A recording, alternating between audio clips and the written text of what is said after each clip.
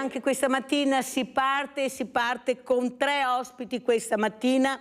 Abbiamo in presenza Daniele Carotti, sindaco di Annone Veneto, primo mandato centrodestra. Collegata da Valdobbiadene abbiamo Luciano Fregonese, sindaco di Valdobbiadene, terzo mandato civica.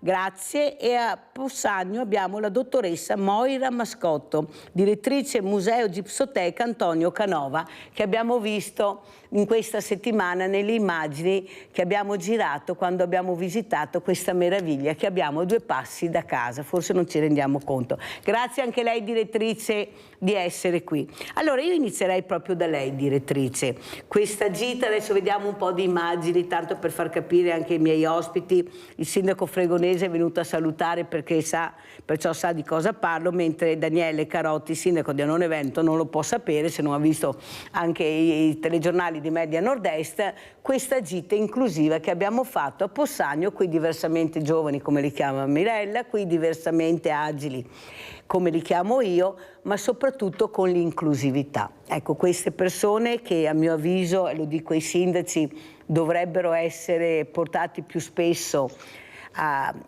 incontrare altre persone, a gestire una quotidianità che tutti noi facciamo e loro non fanno.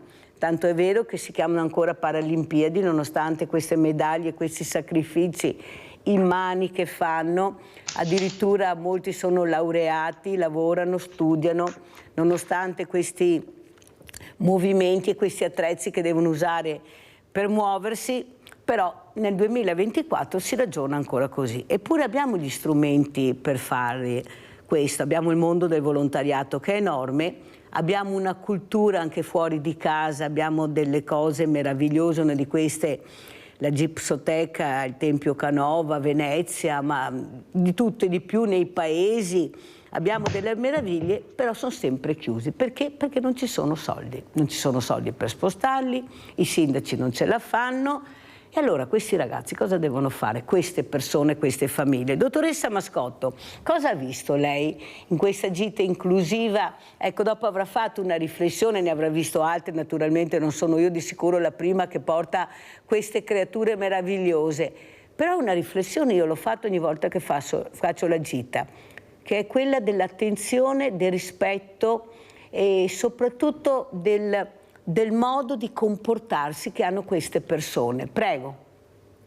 Sì, buongiorno intanto, buongiorno a lei, buongiorno a tutti e grazie dell'invito.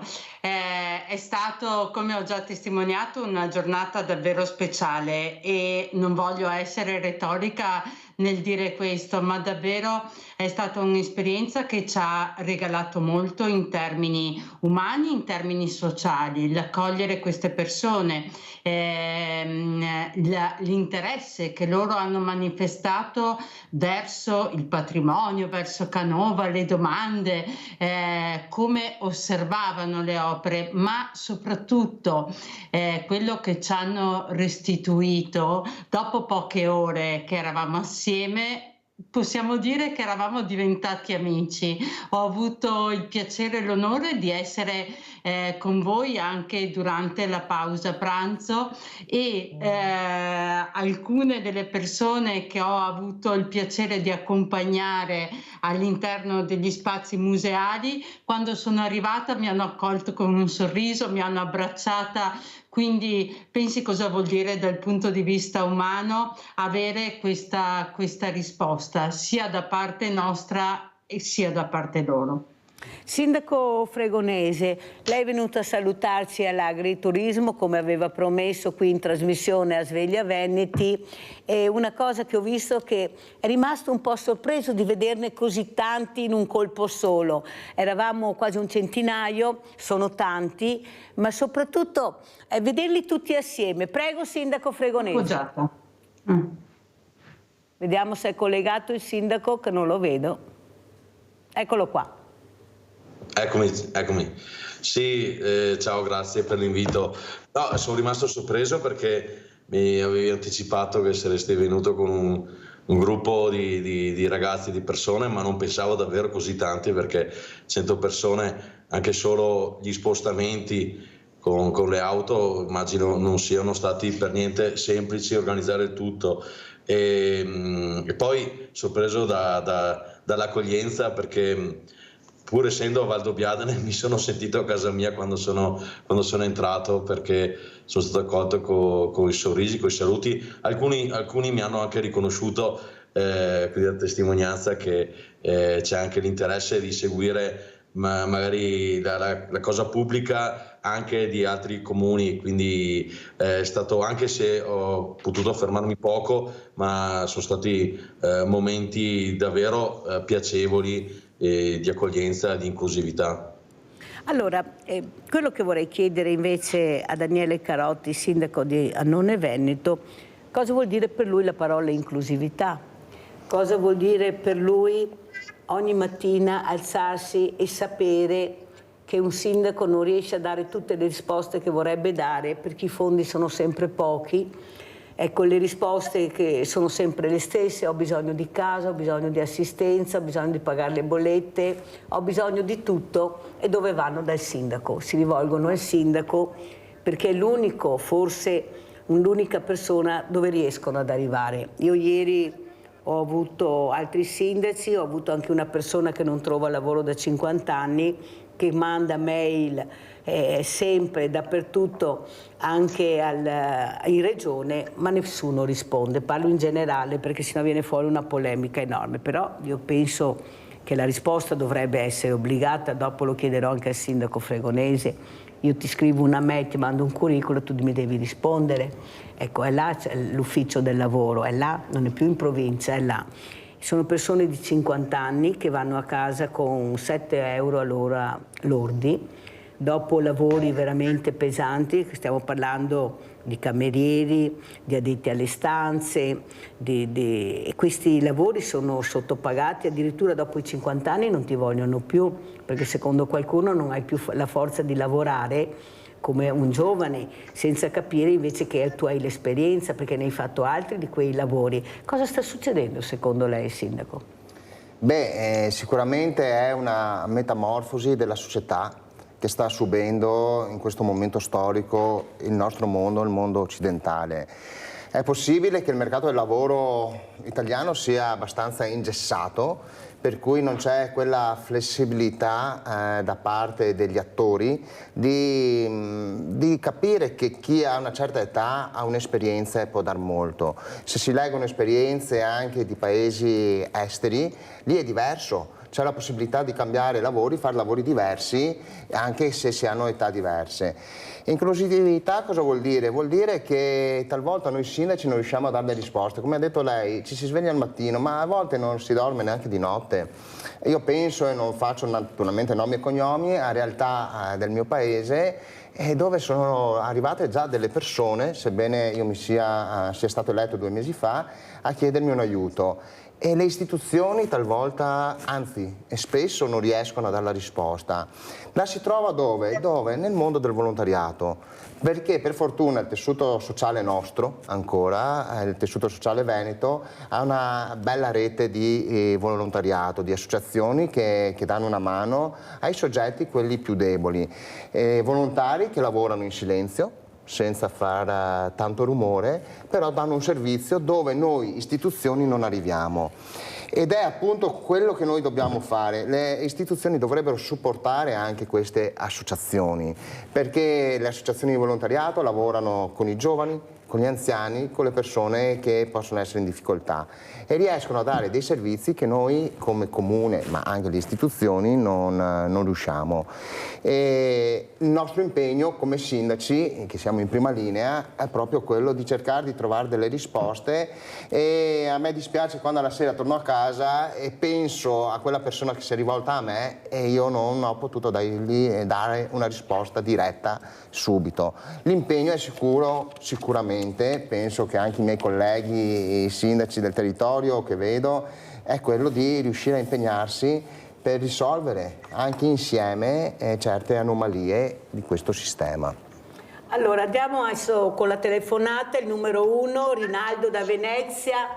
Vai Rinaldo, veloce perché ho 3 ospiti questa mattina, vai. Ciao Mirella e buongiorno ai tuoi ospiti.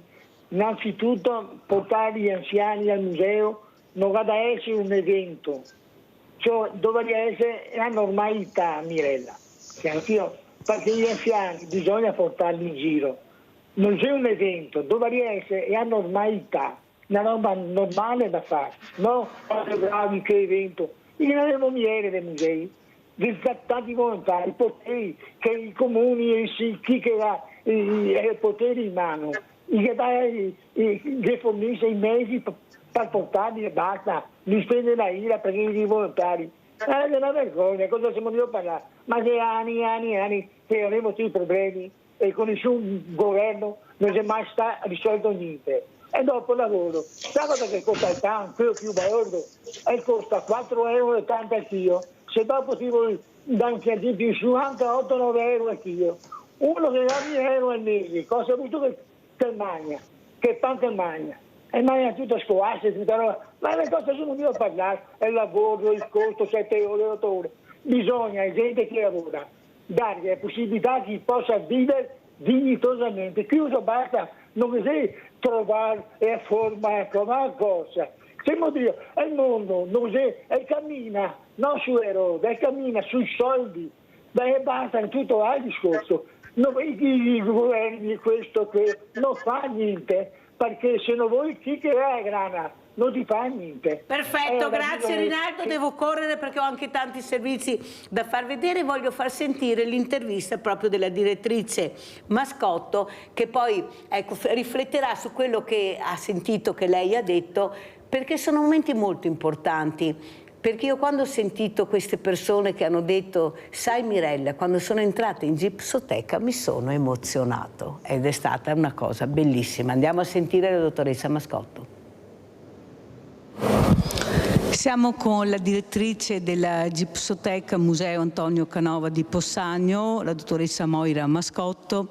Allora dottoressa, abbiamo finito questa gita con questi ragazzi, questa visita guidata, complimenti dottoressa per la sua professionalità. Cosa ha notato questa mattina con l'inclusività? Queste persone che escono poco, diversamente giovani, diversamente agili, che però nel silenzio vedi l'attenzione e il rispetto che hanno anche quando entrano in questi luoghi, direi quasi sacri, della delicatezza che hanno. Prego, dottoressa. Devo dire che oggi è stata davvero una giornata speciale e ringrazio la dottoressa di averci coinvolti in questo progetto. Il nostro museo è aperto, sta facendo un percorso proprio per migliorare l'accessibilità e per essere un museo sempre più inclusivo. Sono contenta che questa intervista venga a valle di questo incontro e non prima. Se fosse stata realizzata prima avrei espresso solamente la mia felicità nell'accogliere questo gruppo di visitatori. Invece adesso posso testimoniare dell'attenzione, come ha detto lei, del rispetto del gruppo verso la collezione, dell'interesse che hanno dimostrato attraverso le domande, attraverso l'attenta osservazione delle opere, però posso testimoniare anche di un arricchimento mio, non solo loro. È stato bello poterli incontrare, è stato direi emozionante, quindi la ringrazio ancora. Dottoressa Mascotto, l'ultima domanda. Lei sa quanto io ci tenevo a questa visita? Lei sa quanto io ci tengo a portare queste persone troppo chiuse, a mio avviso, per carità anche su strutture molto belle, però il mondo si apre per loro e l'abbiamo visto oggi con gli anziani, con i diversamente giovani, come li chiamo io, con i diversamente agili, ma soprattutto un appello vorrei fare anche con lei ai direttori generali delle ULSS, ai direttori delle RSA, di far uscire di più queste persone, coinvolgendoli di più magari, cercando l'aiuto anche del mondo del volontariato, perché abbiamo una meraviglia a 2 passi da casa e molti diversamente giovani e anche diversamente agili non conoscono, perché non riescono ad arrivare da soli. Cosa vuole dire? Ritorno un po' sulle parole spese prima. Credo che diventi una grande opportunità per loro, una grande opportunità per chi li accoglie, una grande opportunità per quelli che hanno la possibilità di rendere questo possibile. Grazie dottoressa e buon lavoro ancora, e grazie ancora per questo supporto che ha dato con la sua professionalità a questa visita bellissima. Grazie. Grazie a lei. Non è per sviolinare la dottoressa Mascotto, ma guardate, ha spiegato questa meraviglia che abbiamo, queste statue, queste opere incredibili, questi quadri, una semplicità e una professionalità. Queste sono le persone da premiare che abbiamo anche nel nostro territorio. Lo dico perché sa che io dico quello che penso senza nessun problema. Allora, dottoressa Mascotto, emozionare, ecco, penso sia la cosa più importante. Quando tu entri e un'opera ti emoziona, può essere una stanza, un quadro, una statua, però l'emozione la vedi e in quel momento capisci che hai fatto centro, che hai fatto vedere un qualcosa di importante. Prego, dottoressa. Sì, parto da un'esperienza personale per poi parlare ovviamente di quello che è stata il feedback avuto da tutto il gruppo.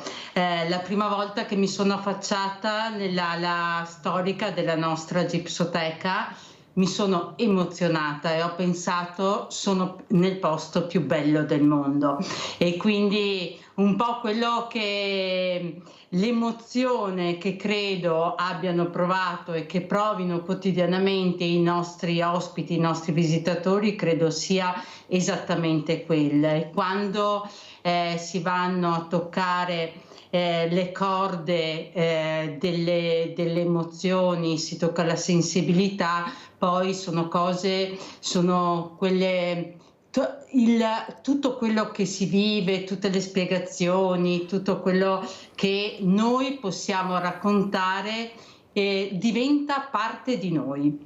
E vado anche sulle parole del signore che ha chiamato da casa, che diceva che eventi come questi dovrebbero essere la normalità.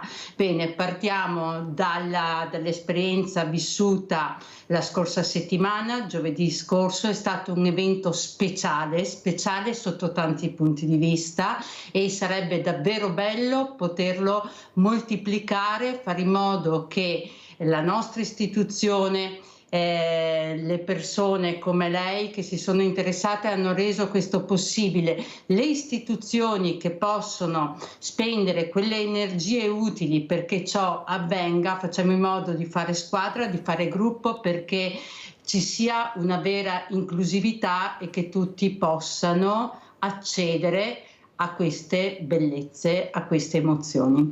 Allora adesso facciamo e faremo emozionare il sindaco Luciano Fregonese, sindaco di Valdobbiadene. Andiamo a vedere questa intervista, lui e Tommaso Razzolini, che anche Tommaso Razzolini, che è consigliere comunale, regionale, si è molto speso per questa gita e li ho fatti emozionare, guardate. Siamo con il sindaco di Valdobbiadene, Luciano Fregonese, che veramente devo dire grazie perché ha tenuto fede a quello che si era impegnato di fare, di venirci a trovare in questo agriturismo Le Mesine di Valdobbiadene, per far capire l'importanza anche degli amministratori nell'inclusione. Prego sindaco. No, grazie a te per l'invito che avevi fatto quel giorno in redazione.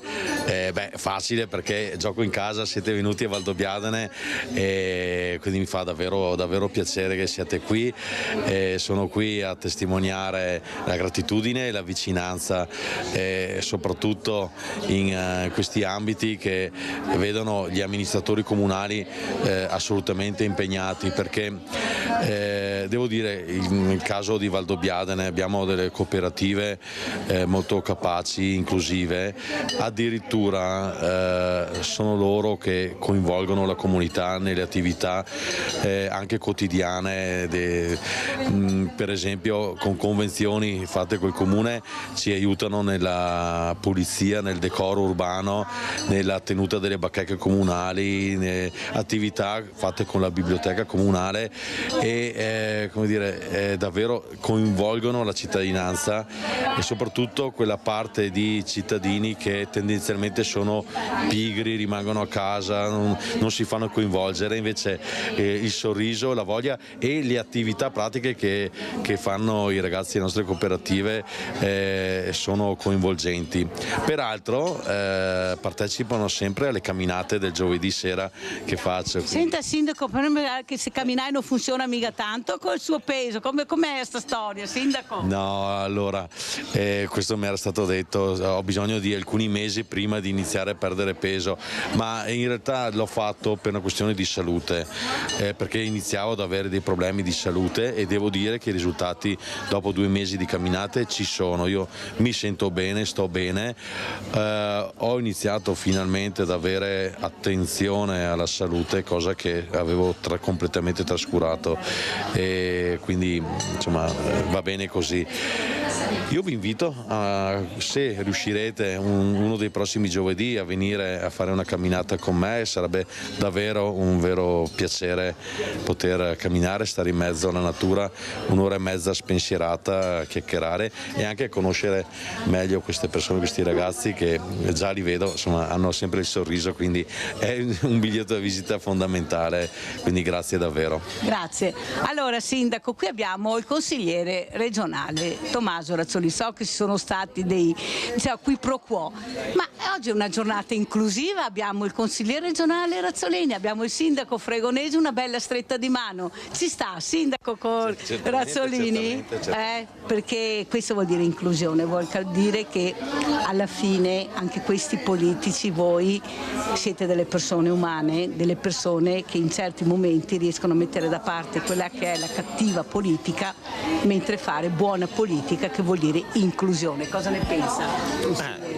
Sì, un aspetto è il personale, un conto è quello amministrativo. Però questa stretta di mano è importante. Sì, ma io a Luciano ho fatto i complimenti anche il giorno stesso della vittoria, cioè, Luciano ho sempre riconosciuto comunque il merito di essere stato un bravo amministratore. Alcune cose, alcune sfaccettature, ma che con calma, quando probabilmente le acque si calmeranno, potremo ragionare riguardo su alcune situazioni, ma vabbè, queste sono... Inizieremo dalle mesine. Allora, Sindaco, cosa vuole dire a Tommaso Razzolini? No, allora, quando si tratta di amministrare una comunità, un paese, insomma, pur nelle diversità di opinioni, l'importante è fare il bene del proprio paese. Io credo che in questi anni chiunque ha fatto parte dell'amministrazione ha sempre dato il massimo per fare il bene del paese, cercare di cogliere quelle che erano le varie richieste e trovare la soluzione migliore. Con questo spirito si amministra, chiunque amministri, l'importante è che adotti questo spirito e soprattutto, appunto parlando di inclusione, si faccia contagiare dal lavoro che il mondo del volontariato fa nel territorio, che a volte chiede aiuto alla politica locale a vari livelli. Bisogna saperla ascoltare, perché quando le richieste arrivano da chi fa della propria vita un impegno per gli altri, le richieste sono sempre fondate e serie, e quindi capacità di ascolto, insomma, poi si cerca di fare il meglio che si può, magari anche rubando, copiando qualcosa da chi ha fatto della sua vita. Il mondo è nato così, purtroppo, si deve dire, è questo che gira il mondo. Grazie, inizieremo dalle masine per questa nuova opportunità che daremo alla politica di capire invece l'importanza dell'inclusione, quello che stiamo facendo oggi. Grazie veramente, grazie. Allora, Sindaco Fregonese, stretta di mano, uno guardava a nord e uno guardava a sud, ma non importa, l'importante era stringersi la mano. Io so che l'ho emozionata, anche se lei, quando ha visto che ho mandato questo servizio, va Mirella, cosa che manda con tutti i servizi che ho mandato a camminare, però per far capire che anche una gita inclusiva può aiutare la politica a capire che in quel momento stiamo parlando di sociale, stiamo parlando di fragilità. E qui non c'è destra, sinistra, centro, qui c'è il bene di queste persone. Prego, Sindaco Fregonese. Beh sì, assolutamente, sono d'accordo con quello che dici.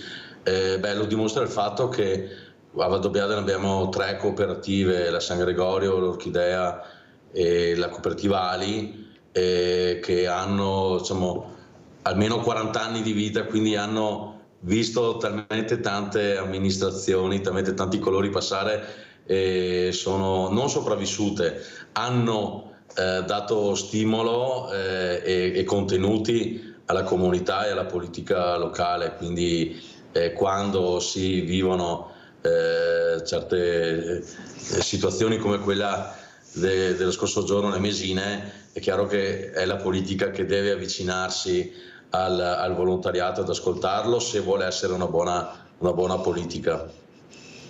Sindaco Fregonese, però la dottoressa Mascotto ha fatto quasi un appello, si è rivolta ai direttori delle RSA, ai direttori delle ASL, ma in qualche modo si è rivolta anche a voi.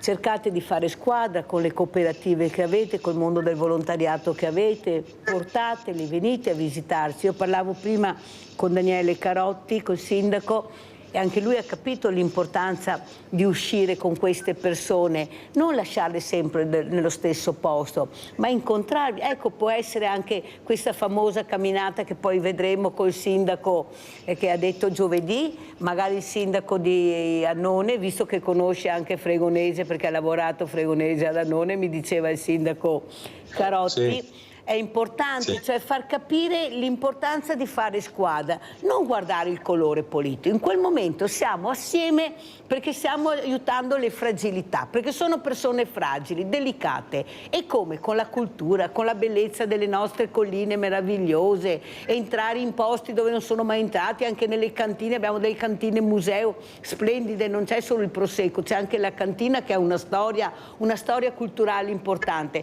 Cosa dice sindaco? Per rispondere anche alla dottoressa Mascotto che vi ha invitato, dite, noi ci siamo, venite.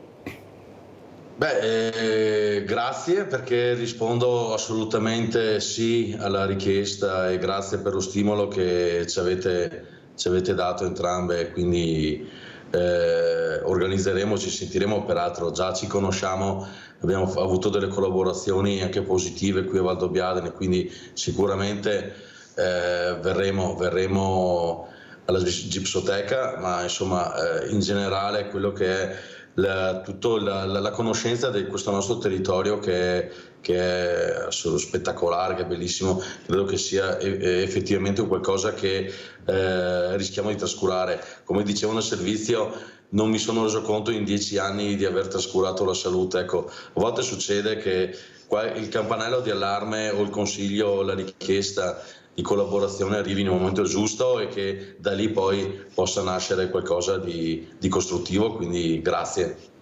Allora, sindaco Carotti, sì. Ecco, si è trascurato qualcosa, ha detto il sindaco Fregonese, ho trascurato la mia salute. Io dico invece che molti stanno trascurando e hanno trascurato le fragilità.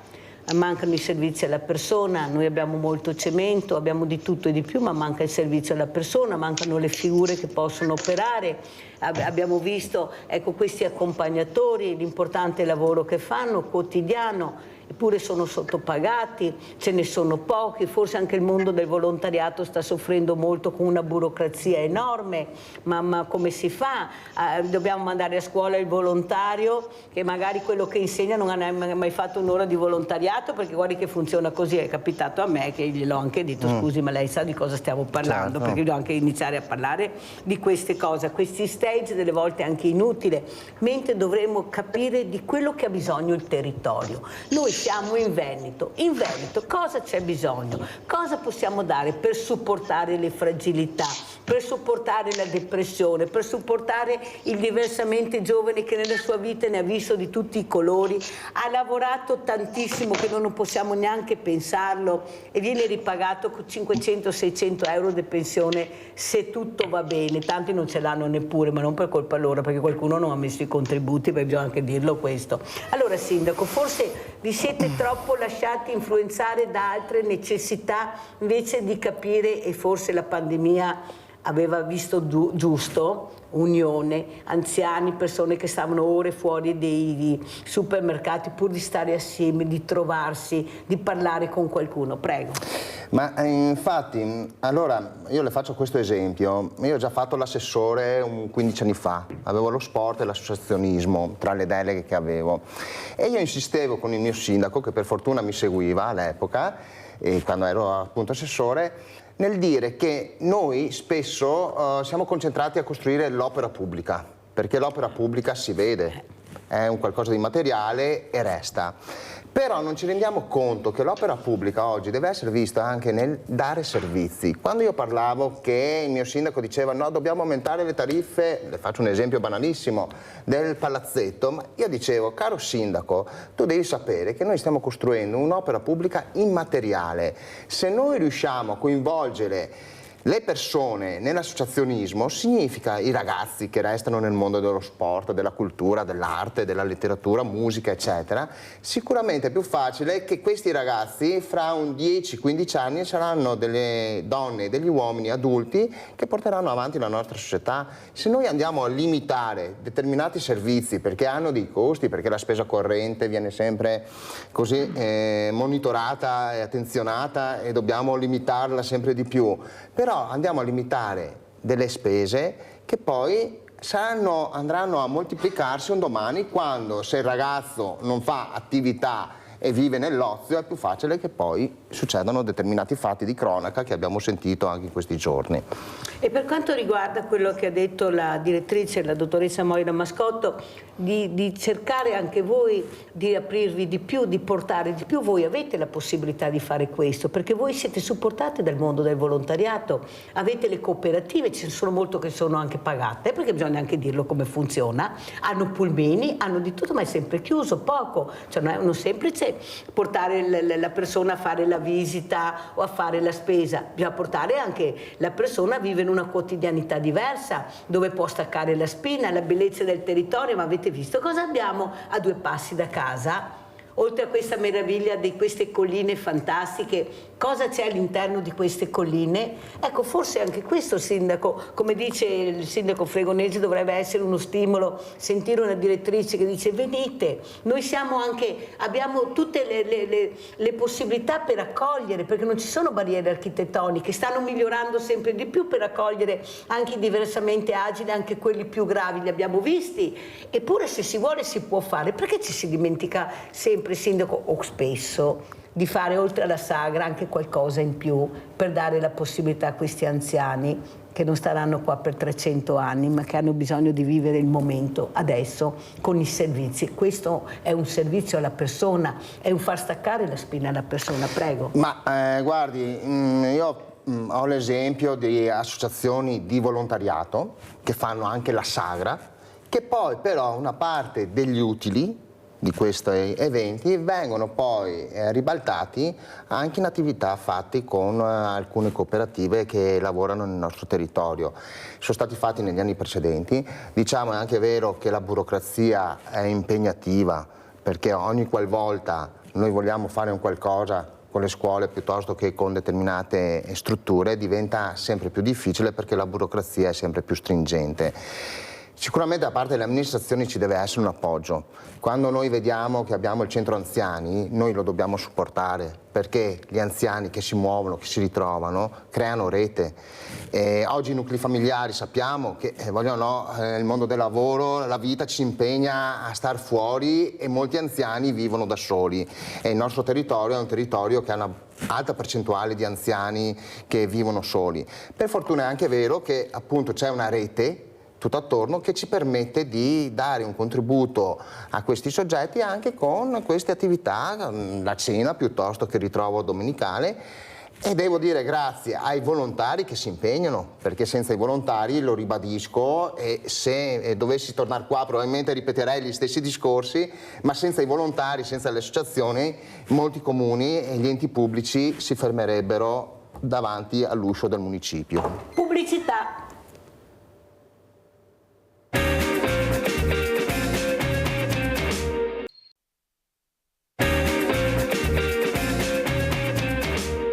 Dottoressa Moira Mascotto, adesso vedremo queste immagini all'interno della Gipsoteca, perché io so quanto a casa ci tengono anche a capire cosa stanno vedendo. Ecco, ad esempio adesso cosa stiamo ammirando? Prego dottoressa, così anche a casa ammirano e capiscono. Sì, qui siamo all'interno, nella prima immagine eravamo all'interno della casa di Antonio Canova, dove appunto l'artista è nato e dove ha spento i suoi primi anni di vita, e al centro della stanza più importante, la Sala degli Specchi, c'è Paolina Borghese come la Venere vincitrice, quindi uno dei capolavori massimi dell'artista. Qui invece siamo all'interno della sala ottocentesca denominata Alla Lazzari dal nome del progettista che l'ha realizzata negli anni 30 dell'Ottocento, e vediamo che qui ci sono i modelli in gesso realizzati da Canova per poi ottenere i marmi finali, quei marmi che oggi sono conservati nei più importanti musei del mondo.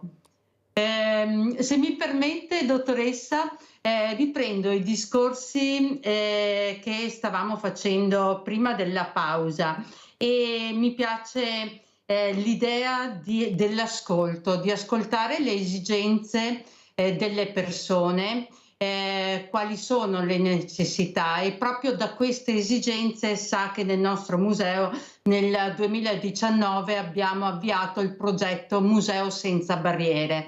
Dobbiamo sempre sottolineare che le barriere non sono solo le barriere architettoniche, ci sono anche le barriere culturali, le barriere economiche. Infatti ne abbiamo già parlato assieme durante un'altra puntata dove ero ospite, che una volta al mese il museo ospita le famiglie gratuitamente, e hanno la possibilità, oltre di vedere il museo, anche di partecipare a dei laboratori didattici, quindi di lavorare assieme genitori, figli. Ma poi abbiamo anche le barriere sociali, quindi abbiamo parlato di inclusività e di accessibilità, e quindi dobbiamo lavorare, abbiamo deciso di intraprendere questo percorso perché il ritorno non è solo quello delle emozioni, della felicità, importantissimo, però mi è piaciuto il passaggio di qualche minuto fa dove si parlava di impatto sociale, quella restituzione che non abbiamo nell'immediato ma che abbiamo poi nel lungo periodo. Certo che anche il sindaco fregonese ha impattato molto con l'ambiente. Andiamo a vedere questa camminata, vediamo il sindaco superstar.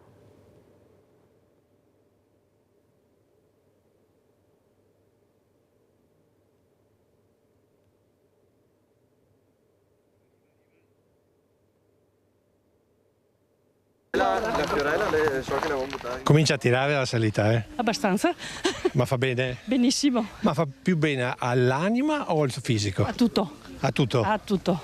Senta, ma perché proprio con il sindaco? Non si può venire neanche da soli? Ci siete in 180? Siamo in tanti, sì, perché le vogliamo bene. Anche giovani qua, la camminata col sindaco. Come mai?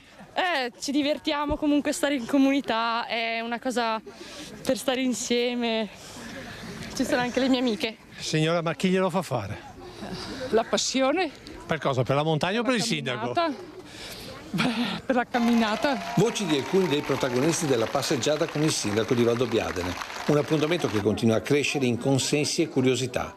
Tante le troupe, le radio, i giornali nazionali ed internazionali che si stanno interessando a questa singolare iniziativa, nata per far perdere peso al sindaco, unendo il ricevimento cittadini non in municipio ma direttamente tra strade e viottoli del comune. Certo che qui come comune avete uno strano modo di fare il ricevimento sindaco. Sì? Sì. No, è bellissimo, anche perché in una salita così, se uno vuol dirle qualcosa glielo dice a metà, perché dopo non arriva in fondo. E per quelli che non credono che a Valdobbiadene si razionalizzi tutto per primo il tempo, l'esempio concreto lo dà l'ufficio tecnico. Ma è venuta per il sindaco, per la linea del sindaco, per lei? Perché? Diciamo che sono responsabile dei lavori pubblici e vengo a controllare il territorio. Un'iniziativa che ogni lunedì continua a crescere con umani ma anche animali. L'ultimo appuntamento ha contato 230 cittadini e ben 12 americani. Bello che arrivino anche da fuori il comune e da fuori regione. Lanciamo questa idea al sindaco e presidente di ANCI Veneto Mario Conte? Allora io so che Mario di nascosto viene a correre a Pianezze sul Cesen, di nascosto perché sa che io non sono in grado di correre. E allora Mario, riduci un po' l'andatura, facciamo una camminata assieme e ti prometto che fra un paio di anni verrò a correre con te. Intanto alla fine delle salite e delle discese, tra asfalto e ciottoli, tutti percorsi in poco più di un'ora, qualche risultato il sindaco l'ha portato. Ce l'abbiamo fatta? Ce l'abbiamo fatta. Quindi 5 chilometri e 300 metri. Quanto ho perso in chili? In chili non lo so, acqua tanta. Ho bevuto 1,5 litri di acqua, avrò perso 2 litri, dai, mezzo chilo sicuro. Grazie a tutti, ciao, ci vediamo giovedì prossimo a Santo Stefano. Allora, sindaco Fregonese, lei è riuscito a fare bingo centro nel capire l'importanza di stare anche assieme. Certo che è facile, come diceva il sindaco Carotti, in un paesaggio così meraviglioso come Valdobbiadene nelle colline, è facile anche vincere, ma lei ha vinto perché forse ha dato il là a quella che era un'esigenza delle persone di muoversi, ma di stare assieme. Ecco, io penso che l'inclusività, ecco, questa voglia di conoscere persone anche nuove, di vedere anche il vicino che magari non riesci a incontrare perché lavori, perché qua, perché è un momento di aggregazione. Quanto è importante aggregare? Perché basta sentire cosa hanno detto queste persone che erano con lei su queste passeggiate meravigliose. Prego, sindaco Fregonese. Sì, è molto importante, tanto che svelo un piccolo segreto, tra una camminata e l'altra, quindi tra un giovedì e l'altro, ci sono stati dei casi in cui delle persone, delle famiglie mi hanno detto: guarda, non andavo tanto d'accordo con l'altra persona, l'ho incontrata lì, abbiamo scambiato 2 parole e vabbè, quei piccoli spigoli che c'erano sono stati smussati. Adesso non è per carità la soluzione di ogni male, però può anche succedere che delle incomprensioni o delle litigiosità per cose banali, se ognuno rimane a casa sua, magari acuiscono e diventano magari cose insuperabili. In realtà facendo una passeggiata si può anche risolvere, insomma. E così è successo ed è, credo, significativo. Sindaco, un'altra cosa che ho sentito anche visitando queste cantine è la preoccupazione per questa siccità. Abbiamo le viti che stanno mangiando il succo dei frutti perché non c'è acqua. Ecco, come sta andando? Speriamo, che hanno detto che questa settimana dovrebbe iniziare a fare qualche temporale, a vedere qualche pioggia. Com'è la situazione, sindaco? Perché li ho visti molto preoccupati, mancano anche le forze lavoro, non trovano personale. Prego. Allora, per quanto riguarda il meteo, vuol dire alla natura non si comanda e gli agricoltori sanno bene cosa significhi, soprattutto se guardano al passato. La preoccupazione è normale perché insomma è il risultato, si traggono i frutti di un anno di lavoro, però diciamo, si gioca, diciamo, l'inizio della vendemmia sulla base appunto del caldo. Abbiamo avuto estati ben peggiori, tipo il 2014 estremamente piovosa o il 2022 siccitoso. Sono previste delle leggeri ma in molti importanti piogge tra giovedì e venerdì e forse domenica, e quindi questo dovrebbe risolvere la cosa. Altro problema che ormai è annoso è il problema della manodopera, ma per le regole che noi stessi, insomma, a livello statale ci siamo dati, perché prima che l'utilizzo dei voucher permetteva di trovare manodopera pagata correttamente per la vendemmia, adesso si fanno i salti mortali sempre attraverso cooperative di lavoro con lavoratori che vengono dall'estero, perché i locali, se non sono parenti fino al 3° grado, difficilmente riescono a essere impiegati. La cooperativa ti permette, se non altro, di inquadrare in maniera corretta il lavoratore, cosa che le piccole aziende agricole non riescono a fare non avendo personale amministrativo. Quindi insomma bisognerebbe ritornare, secondo me, all'utilizzo dei voucher, perché erano strumenti validi. Se in altre parti d'Italia si è abusato dei voucher si vada a perseguire i casi specifici, però far buttare via l'acqua sporca col bambino è sempre sbagliato, e quello che è stato fatto in questo caso.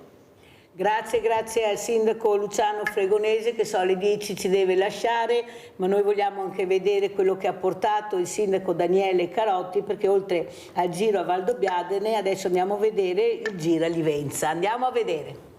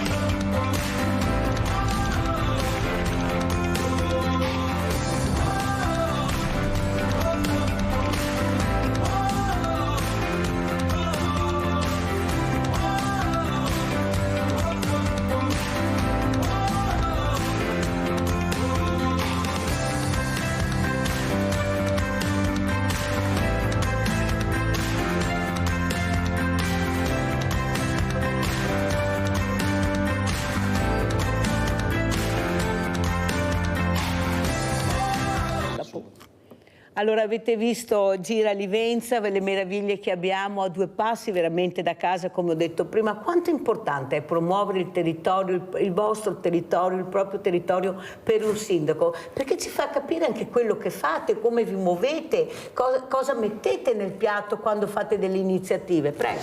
Ma infatti io ho portato questo video proprio perché insieme alla conferenza dei sindaci anni fa l'amministrazione che mi ha preceduto ha aderito a un progetto che per promuovere il territorio. Il nostro è un territorio ricco, siamo accomunati a Valdobbiadene perché la nostra produzione vitivinicola è importante. Vi do soltanto dei dati: su 7.000 ettari di produzione vinicola in provincia di Venezia, 1.050 ricadono nel territorio di Annone Veneto. Abbiamo delle ottime aziende che producono degli ottimi vini e quindi con le capacità e le possibilità che ha l'amministrazione comunale cerchiamo di aiutare anche nella promozione il prodotto vino di Annone Veneto e le nostre cantine, che io le ringrazio perché ci danno sempre una mano anche quando facciamo delle iniziative e sono collaborative in tal senso. Molto importante. Allora, dottoressa Mascotto, vedendo anche lei queste immagini bellissime, abbiamo visto queste chiese antiche, questo territorio che se venisse veramente valorizzato con la cultura, veramente avremmo dal lunedì alla domenica chissà quanti turisti, perché abbiamo dei beni proprio preziosi che all'estero se li sognano. Sì. Beh, inutile, abbiamo visto Canova nel mondo, ad esempio, in tutto il mondo, chi è che è più bravo di Canova? Non c'è. Allora, dottoressa, cosa vorrebbe dire un sindaco? Ecco, se lei potesse dare un consiglio, lei che respira l'arte e la cultura tutti i giorni, sa di cosa ha bisogno la cultura per essere promossa? Prego, dottoressa. Io credo che promuovere la cultura vuol dire amare l'arte, amare la cultura e ovviamente formarsi, avere un bagaglio, e poi credo che assieme alla cultura si debba costruire tutta una circostanza di reti, di partenariati, coinvolgimento anche di altri ambiti, in modo che il territorio possa diventare sempre più attrattivo. Parlo in questo modo perché il museo stesso si sta muovendo in tale direzione. Stiamo nel corso degli anni, allacciando quelli che sono dei rapporti istituzionali con altre realtà, con altri musei, però sto cercando di promuovere il museo, il territorio, anche sotto altri punti di vista. Abbiamo un territorio che veramente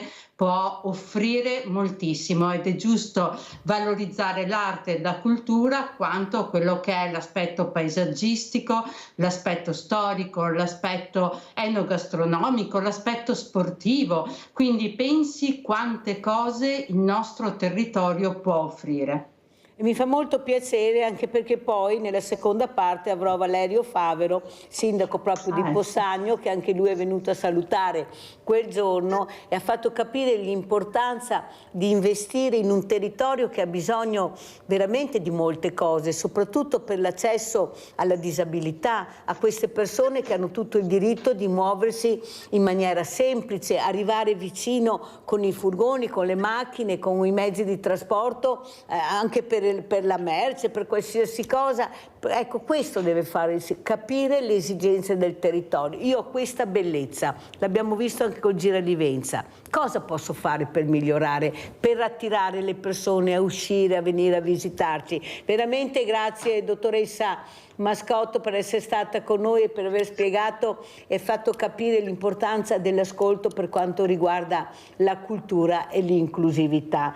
Allora vorrei chiudere anche con Daniele Carotti. Come vuole salutarci, Sindaco? Beh, vi saluto nel ringraziarvi dell'opportunità che mi avete dato.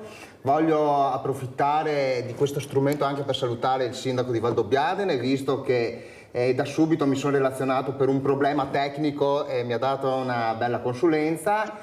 Potrei venirlo a trovare anche se in uno dei prossimi giovedì, visto che l'ha invitato e ci ha invitato tutti in questa passeggiata. Potrei anche venirlo a trovare, anche perché i luoghi di Valdobbiadene meritano.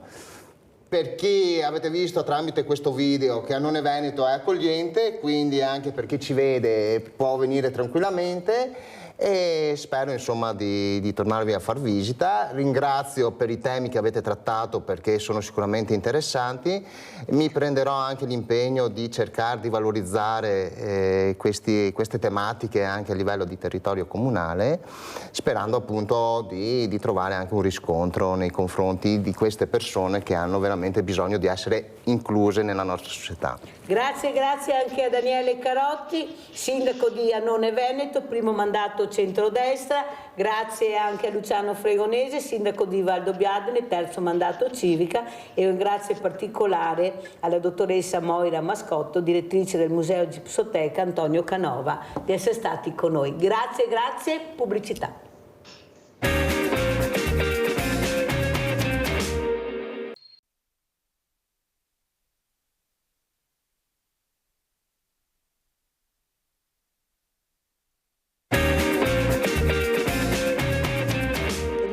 Altri due graditissimi ospiti. Abbiamo in presenza la dottoressa Alessia Grassigli, presidente ordine veterinario della provincia di Treviso, che ringrazio sempre, perché dobbiamo anche capire di queste creature meravigliose che la natura ci ha regalato, perché abbiamo un dono meraviglioso, forse non riusciamo a capirlo. E saluto anche da Possagno Valerio Favero, sindaco di Possagno, secondo mandato centrodestra. Grazie anche a lei, sindaco. Non so se era collegato prima, che ha visto i suoi colleghi, che ha visto la dottoressa Mascotto, che abbiamo fatto vedere queste immagini bellissime. Abbiamo parlato di fragilità e inclusività. Però inizierei proprio dalla dottoressa Grassigli. Dottoressa, cosa sta succedendo? Noi sentiamo ancora il problema dei lupi, anche qui a Spresiano c'era questo problema, gli orsi, questi animali selvatici, questa natura splendida che abbiamo visto con la pandemia, che riesce da sola a appropriarsi dei territori,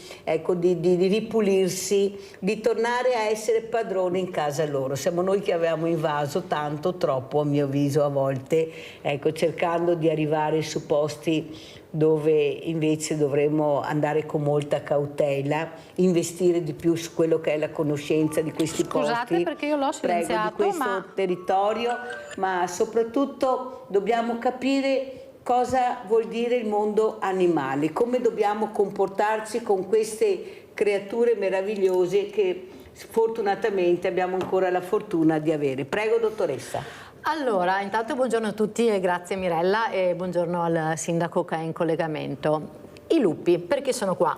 Intanto anche noi facciamo parte del mondo animale, non dimentichiamocene, perché non possiamo tirarci fuori dal sistema, perché siamo tutti in un unico sistema ambientale che comprende l'uomo, gli animali e l'ambiente.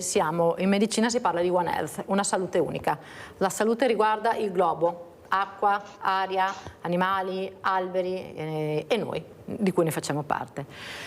Per quanto riguarda il lupo e il fatto che si appropri o riappropri di alcuni territori, cosa succede? Succede che la montagna è stata abbandonata dagli uomini nelle centinaia di anni successivi, per cui c'è una porzione di territorio che non è più tanto usufruibile da loro e si avvicinano. In più c'è il Piave, il nostro fiume, che è mezzo vuoto e per loro è un'autostrada, e quindi scendono sempre più a valle e vengono vicini a noi.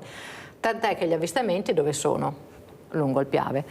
Anni fa, come presidente dell'Ordine dei Veterinari, ho avuto modo di parlare con alcuni poliziotti della Polizia Provinciale che avevano seguito negli anni precedenti dei lupi e ci avevano raccontato il loro tragitto verso la Lessinia.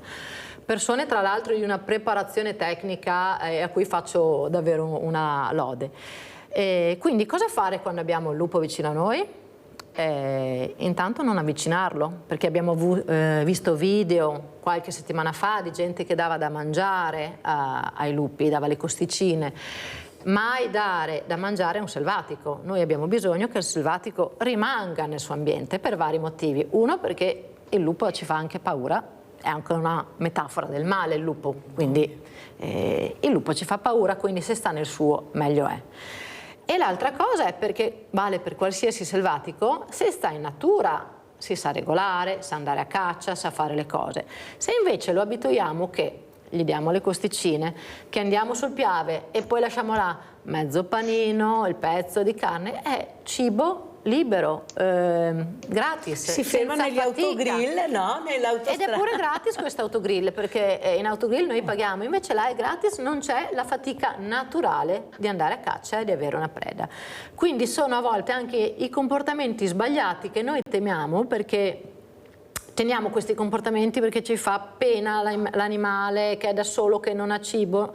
Se vogliamo aiutare quell'animale, quella classe di animali, quella specie di animali, dovremo lasciarli nel loro ambiente e interagire il meno possibile con loro. Questa è la nostra prima difesa. Allora, Sindaco Favero, la ringrazio di essere qui, ma soprattutto quello che ha detto la dottoressa Grassigli è molto importante. Dobbiamo capire chi abbiamo di fronte, che sia un uomo, che sia un animale, come dobbiamo comportarci, però anche voi sindaci dovete investire sul territorio, sulla conoscenza di quello che è il bene della comunità. La comunità ha bisogno di uscire, perfetto, devo metterla in sicurezza allora. Come faccio a metterla in sicurezza? Informandola. Ecco, forse si fa ancora poco su quella che è l'informazione del territorio. Cosa ne pensa il Sindaco Favero? Sì, concordo, nel senso che sicuramente la convivenza con queste tipologie di animali, che sono sicuramente delle tipologie, come diceva bene la dottoressa, che saluto, sono animali selvatici, quindi hanno le loro logiche, sono logiche predatorie, giustamente, perché questa è la loro indole e, diceva bene, non va cambiata. Dobbiamo trovare il modo di convivere nel miglior modo possibile, dico io, nel senso che evidentemente informando i cittadini su come ci si comporta nel momento di un avvistamento, cosa che è successa poco tempo fa anche qui nel mio paese, perché siamo a ridosso delle pendici del Grappa e quindi abbiamo la montagna a ridosso delle case, in buona sostanza, e quindi ci sono stati degli avvistamenti con anche ritrovamento di diciamo caprioli sbranati al lupo piuttosto che nel giardino di una casa.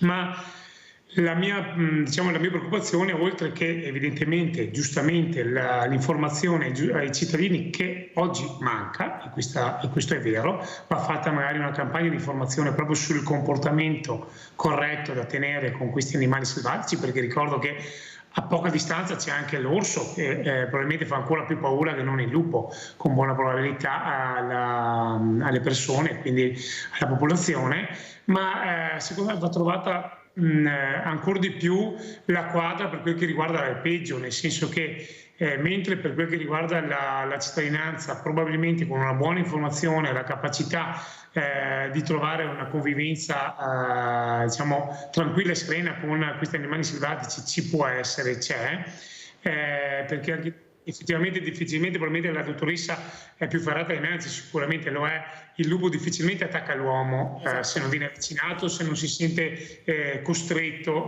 da questo, proprio perché viene avvicinato troppo e quindi si sente in pericolo, e quindi difficilmente attacca l'uomo, mentre il diverso è per quel che riguarda magari i capi al pascolo in alpeggio, e ricordiamo che i nostri non sono delle pecore che possono essere rinchiuse in recinti e tutelate da un cane piuttosto che da altre metodologie. Spesso e volentieri i nostri capi di bestiame, le mucche con i vitelli, che sono quelli più attaccati, rimangono fuori anche di notte, proprio perché di notte mangiano più fieno e fanno più latte al mattino. Quindi è un qualcosa da incastrare e da trovare la quadra giusta. Preparato questo sindaco, dottoressa? Sì, ha sentito, dottoressa Massini, perché... che è preparato, che è favero? Assolutamente, perché confermo che la produzione del latte nelle vacche è soprattutto notturna, quindi...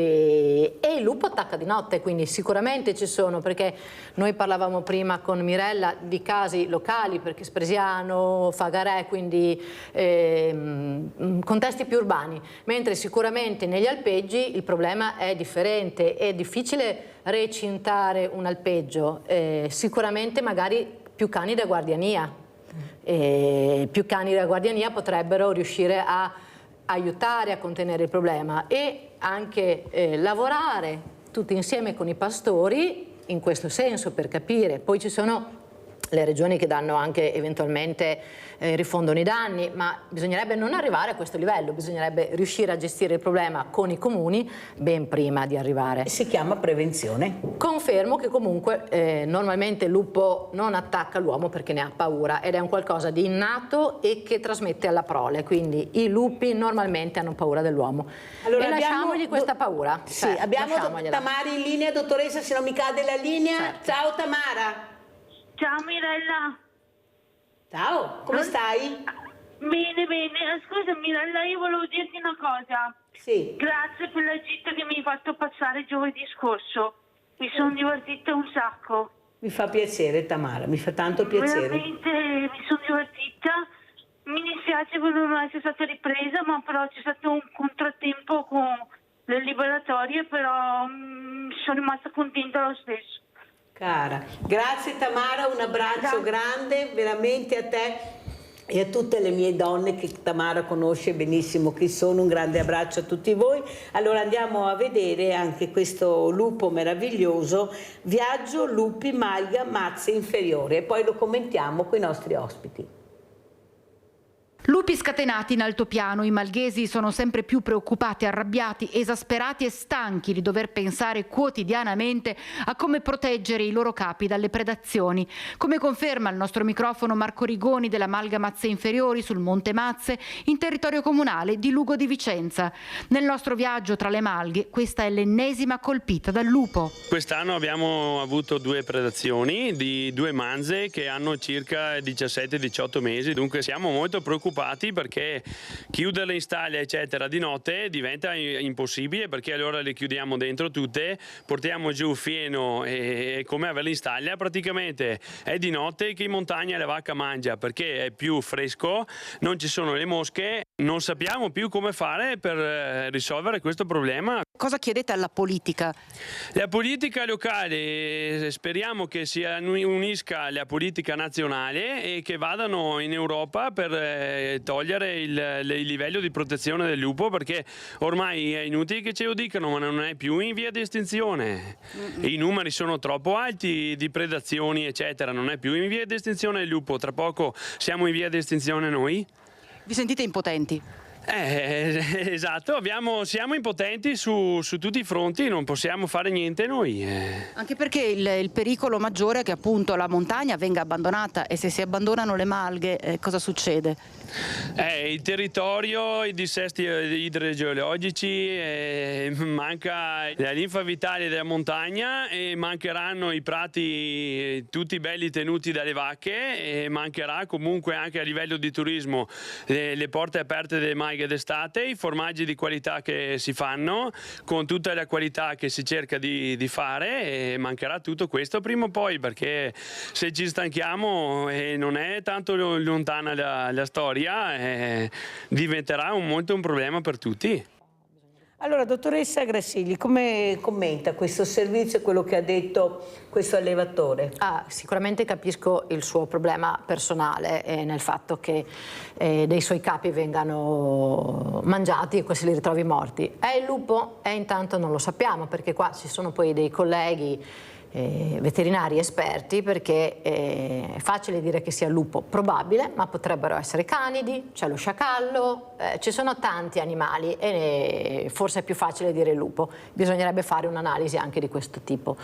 Dopodiché non è che facendo scomparire i lupi scompaiono i problemi. L'ambiente, l'entropia e l'entalpia ce l'hanno insegnato alle scuole, se manca quel tipo di animale verrà rimpiazzato da un altro, quindi non è che tolgo il lupo e mi risolvo il problema, tolgo il lupo e magari mi tiro dentro un problema che non conosco, nuovo e che non so gestire, quindi ho il problema del lupo, cominciamo a gestirlo a livello di allevamenti, comune, sanità, province, regioni.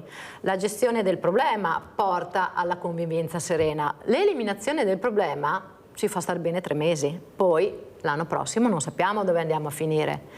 Quindi le vacche al pascolo sono di difficile controllo, qualche animale da guardiania in più, qualche cane in più che faccia il cane da gregge, come nei cartoni animati c'è il cane che segue il gregge e a quello servono. E che bene lo fa il cane da guardiania. Questo sicuramente non esclude che qualche capo verrà attaccato, non sappiamo se dal lupo, da uno sciacallo o da cos'altro, anche perché il lupo predilige gli ovini e i caprini, predilige gli erbivori in generale, ma tendenzialmente ha prede più facili. Allora, sentiamo come commenta anche il sindaco Favero, ecco, più conoscenza del territorio anche per certi addetti ai lavori, ecco, la dottoressa Grassigli ha dato un là, mettete più cani da guardiania, sono molto importanti. Quanto è importante anche informare queste persone? Perché qui sono proprio disperati, è il caso proprio di essere così disperati, si potrebbe fare qualcosa per informarli, per aiutarli, perché giustamente non si può recintare tutto il territorio. Certo. Dobbiamo convivere come fanno in Canada. In Canada convivono con i lupi, con gli orsi e non sono disperati come noi siamo sempre disperati su tutto. Cosa dice Favero? Anche per voi sindaci, ecco, informare di più, cercare di avere anche, come dice giustamente la dottoressa Grassigli, queste guardie forestali, una volta si chiamavano così, poi non si capisce bene adesso dove sono e cosa fanno. Sì, io avevo parlato con la polizia forestale, avete che capito, fa altre polizia cose. Forestale, però abbiamo la possibilità. Certo, prego. sì, ci sono sul territorio. Sindaco. L'informazione, sicuramente come si diceva prima, l'informazione è fondamentale, però sì, io capisco benissimo anche chi dedica la propria vita a un lavoro che è difficile, perché è quello che stiamo abbandonando totalmente. Come diceva bene prima la dottoressa, la montagna è stata abbandonata. È stata abbandonata perché? Perché è difficile lavorare in montagna, e già tra le 1000 difficoltà di poter tenere aperta una maglia d'estate, se in più ci aggiungiamo questa, capisco la frustrazione di chi fa davvero un lavoro faticoso, che non è un lavoro di 8 ore con le tutele giuste del lavoratore che fa 8 ore, è un lavoro che riempie tutta la giornata, dalla mattina alle 5 alla sera alle 9:30, 10 quando vanno a letto. Quindi capisco benissimo che vedere un loro capo che alla fine per loro, non dico che è come un figlio, ma insomma è un animale a cui loro tengono moltissimo, perché al di là magari dei capi, delle manze, che sono capi che poi ahimè vanno alla macellazione per la carne, qua stiamo parlando magari spesso e volentieri di capi da latte, e quindi i capi da latte sono degli animali, delle mucche a cui loro tengono molto, dove sono stati magari fatti degli incroci con varie tipologie per ottenere un certo tipo di latte, per ottenere un certo tipo di formaggio, e quindi trovarsi senza quei capi, senza quegli animali, per loro è qualcosa di problematico. Non è semplicemente rifondere economicamente il capo morto, è un problema proprio di produzione, anche di tipologia e di salvaguardia di quella che è una peculiarità del nostro territorio, di questi formaggi particolari che facciamo, e se la cosa continua così effettivamente rischiamo di non avere più malgari che vanno su a far malga, lo faranno in stalla, giù in paese, e non lo faranno più in malga, perché ovviamente diventa diseconomico. Parlavo con un malgaro che dice: ogni capo che nasce io lo porto giù subito, perché se lo lascio fuori in una settimana rischio che questo capo mi muoia. Però non è la cosa corretta da fare, non sarebbe la cosa corretta da fare, però ogni capo che nasce lo porto via direttamente al pascolo.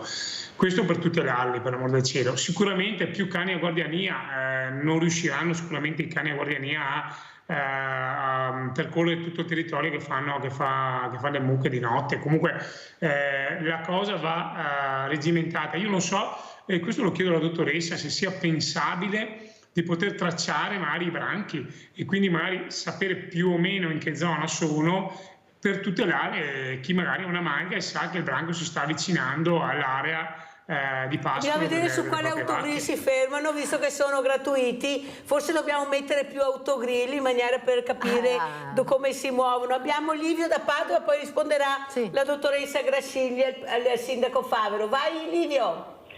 Melda, ciao, un saluto a tutti gli ospiti. Ma perché nessuno parla mai del problema del lupo? Bisogna abbatterne un buon numero, e questa è l'unica soluzione secondo me. È inutile, se non ci sono altre soluzioni, bisogna abbattere come fanno in Trentino e come faranno in altre regioni autonome, che ne so io. Bisogna abbatterne una buona quantità, e allora forse questo può ridimensionare tutte le stragi che i lupi compiono. Grazie, arrivederci. Abbiamo sentito anche la riflessione del nostro Livio da Padova. A lei, dottoressa Grassigli. Allora rispondo prima a Livio. Il lupo, come tutti i selvatici, sono beni intangibili dello Stato. Quindi uccidere un lupo è penale. Quindi anche le persone nelle malghe in giro che non si pensino di fare azioni di questo genere, perché gli si ritorcerebbero. Sicuramente bisogna lavorare e ragionare su un'ottica di controllo del territorio. Si possono tracciare, ci saranno gli esperti in grado di farlo. Noi sappiamo che la coppia maschio e femmina sta con i propri cucciolotti fin quasi 2 anni, poi loro se ne vanno a cercare altri territori. Per questo c'è l'espansione del lupo. Fosse possibile tracciarli, sì, ma prevedere dove stanno andando o dove vanno con un raggio dai 50 ai 200 km non è facile. Non è che oggi è a Treviso e quindi domani so che arriva da me. Quindi sicuramente il tracciamento però ci potrebbe aiutare a capire dove vanno o dove trovano più facilmente il cibo. Questo sicuramente è una questione. Dopodiché probabilmente bisogna, ok, adesso c'è l'urgenza, ma cominciare a ragionare non sempre sull'urgenza, a dire ok, adesso c'è questo problema del lupo, problema, sì, sicuramente questi allevatori hanno dei danni o in giro capitano, ma bisogna cominciare a prospettare cosa fare perché non diventi un problema ancora più grande. Non mi fa impressione l'idea del cerbiatto trovato morto, come hanno scritto, perché è un predatore, è uno dei predatori più grandi. Noi non ci possiamo scandalizzare del fatto che un predatore ammazzi un altro animale per cibarsene, perché è la natura. E quindi noi non possiamo pensare al lupo cattivo perché si è mangiato il cerbiatto. Dopodiché non c'è solo il cerbiatto, ma ci sono le nutrie, ci sono i roditori, ci sono i topi. Questo è cibo molto semplice per il lupo da trovare, quindi si può ragionare, è molto largo se vogliamo farlo il ragionamento su come gestire il lupo. Ci saranno anche molti zoologi e esperti del settore ambientale da mettere nel campo, ma se si vuole fare un lavoro serio e che andrebbe fatto, sono tante le figure professionali e politiche e amministrative da coinvolgere. Allora, Sindaco Favero, mi sembra che la dottoressa sia stata molto chiara. In che senso? Nel senso che si può migliorare la situazione. Abbiamo gli strumenti per farlo, ma noi riusciamo solo a fare tavoli di concertazione, che poi alla fine non si riesce mai a capire dove vanno a parare, perché mi sembra il gioco dell'oca, poi alla fine ritorniamo sempre allo stesso punto con gli stessi problemi. Eppure a disposizione abbiamo strumenti, abbiamo anche persone competenti, abbiamo la possibilità di mettere nel territorio dei cartelli, in maniera dove le persone sanno che in quel luogo ci sono dei problemi, come comportarsi. Perché vede, noi italiani, se continuiamo così col fai da te, lo vediamo anche in montagna come si presentano, fanno le scalate magari con l'infradito, che io sento i sindaci disperati che vengono. Qui noi siamo così, noi ci svegliamo la mattina e decidiamo di fare quello che vogliamo. No, tu devi avere delle regole quando vai in passeggiata, quando ti muovi, devi avere l'abbigliamento adatto, devi sapere in che posto sei, cosa c'è in quel posto. Ecco, informare, questa è prevenzione, Sindaco, l'informazione. Cosa dice Sindaco Favero? Sicuramente, ripeto, a livello della popolazione va fatta una campagna di informazione corretta e coerente. Il problema non lo vedo effettivamente in questo senso, nel senso che nel momento in cui il cittadino è informato e gli diamo gli strumenti per essere informato, è compito nostro ed è giusto che sia così, diamo gli strumenti per essere informato, insomma il lupo non è un grosso problema per il cittadino, come si diceva prima e come mi confermava la dottoressa. Il lupo non attacca l'uomo se non è costretto ad attaccarlo, perché l'uomo lo mette in condizione di essere costretto ad attaccarlo, perché si sente lui a sua volta attaccato e in difficoltà, e quindi con la giusta informazione questo si fa. Purtroppo è vero che ormai c'è l'abitudine di considerare qualsiasi cosa fattibile possibile, perché qualcun altro deve tutelarti dalla situazione. In realtà non è così. Il giusto timore, come si diceva prima, come è giusto che il lupo abbia timore, deve continuare ad aver timore dell'uomo, e l'uomo deve aver timore del lupo e quindi lasciarlo a distanza e non avvicinarsi troppo, perché altrimenti lui si sente attaccato e poi evidentemente magari si crea il danno. Ma quindi il giusto timore, come deve essere il giusto timore, dico io, della montagna. Cioè la montagna non va affrontata come possiamo andare dappertutto con l'infradito, come dicevi bene tu prima.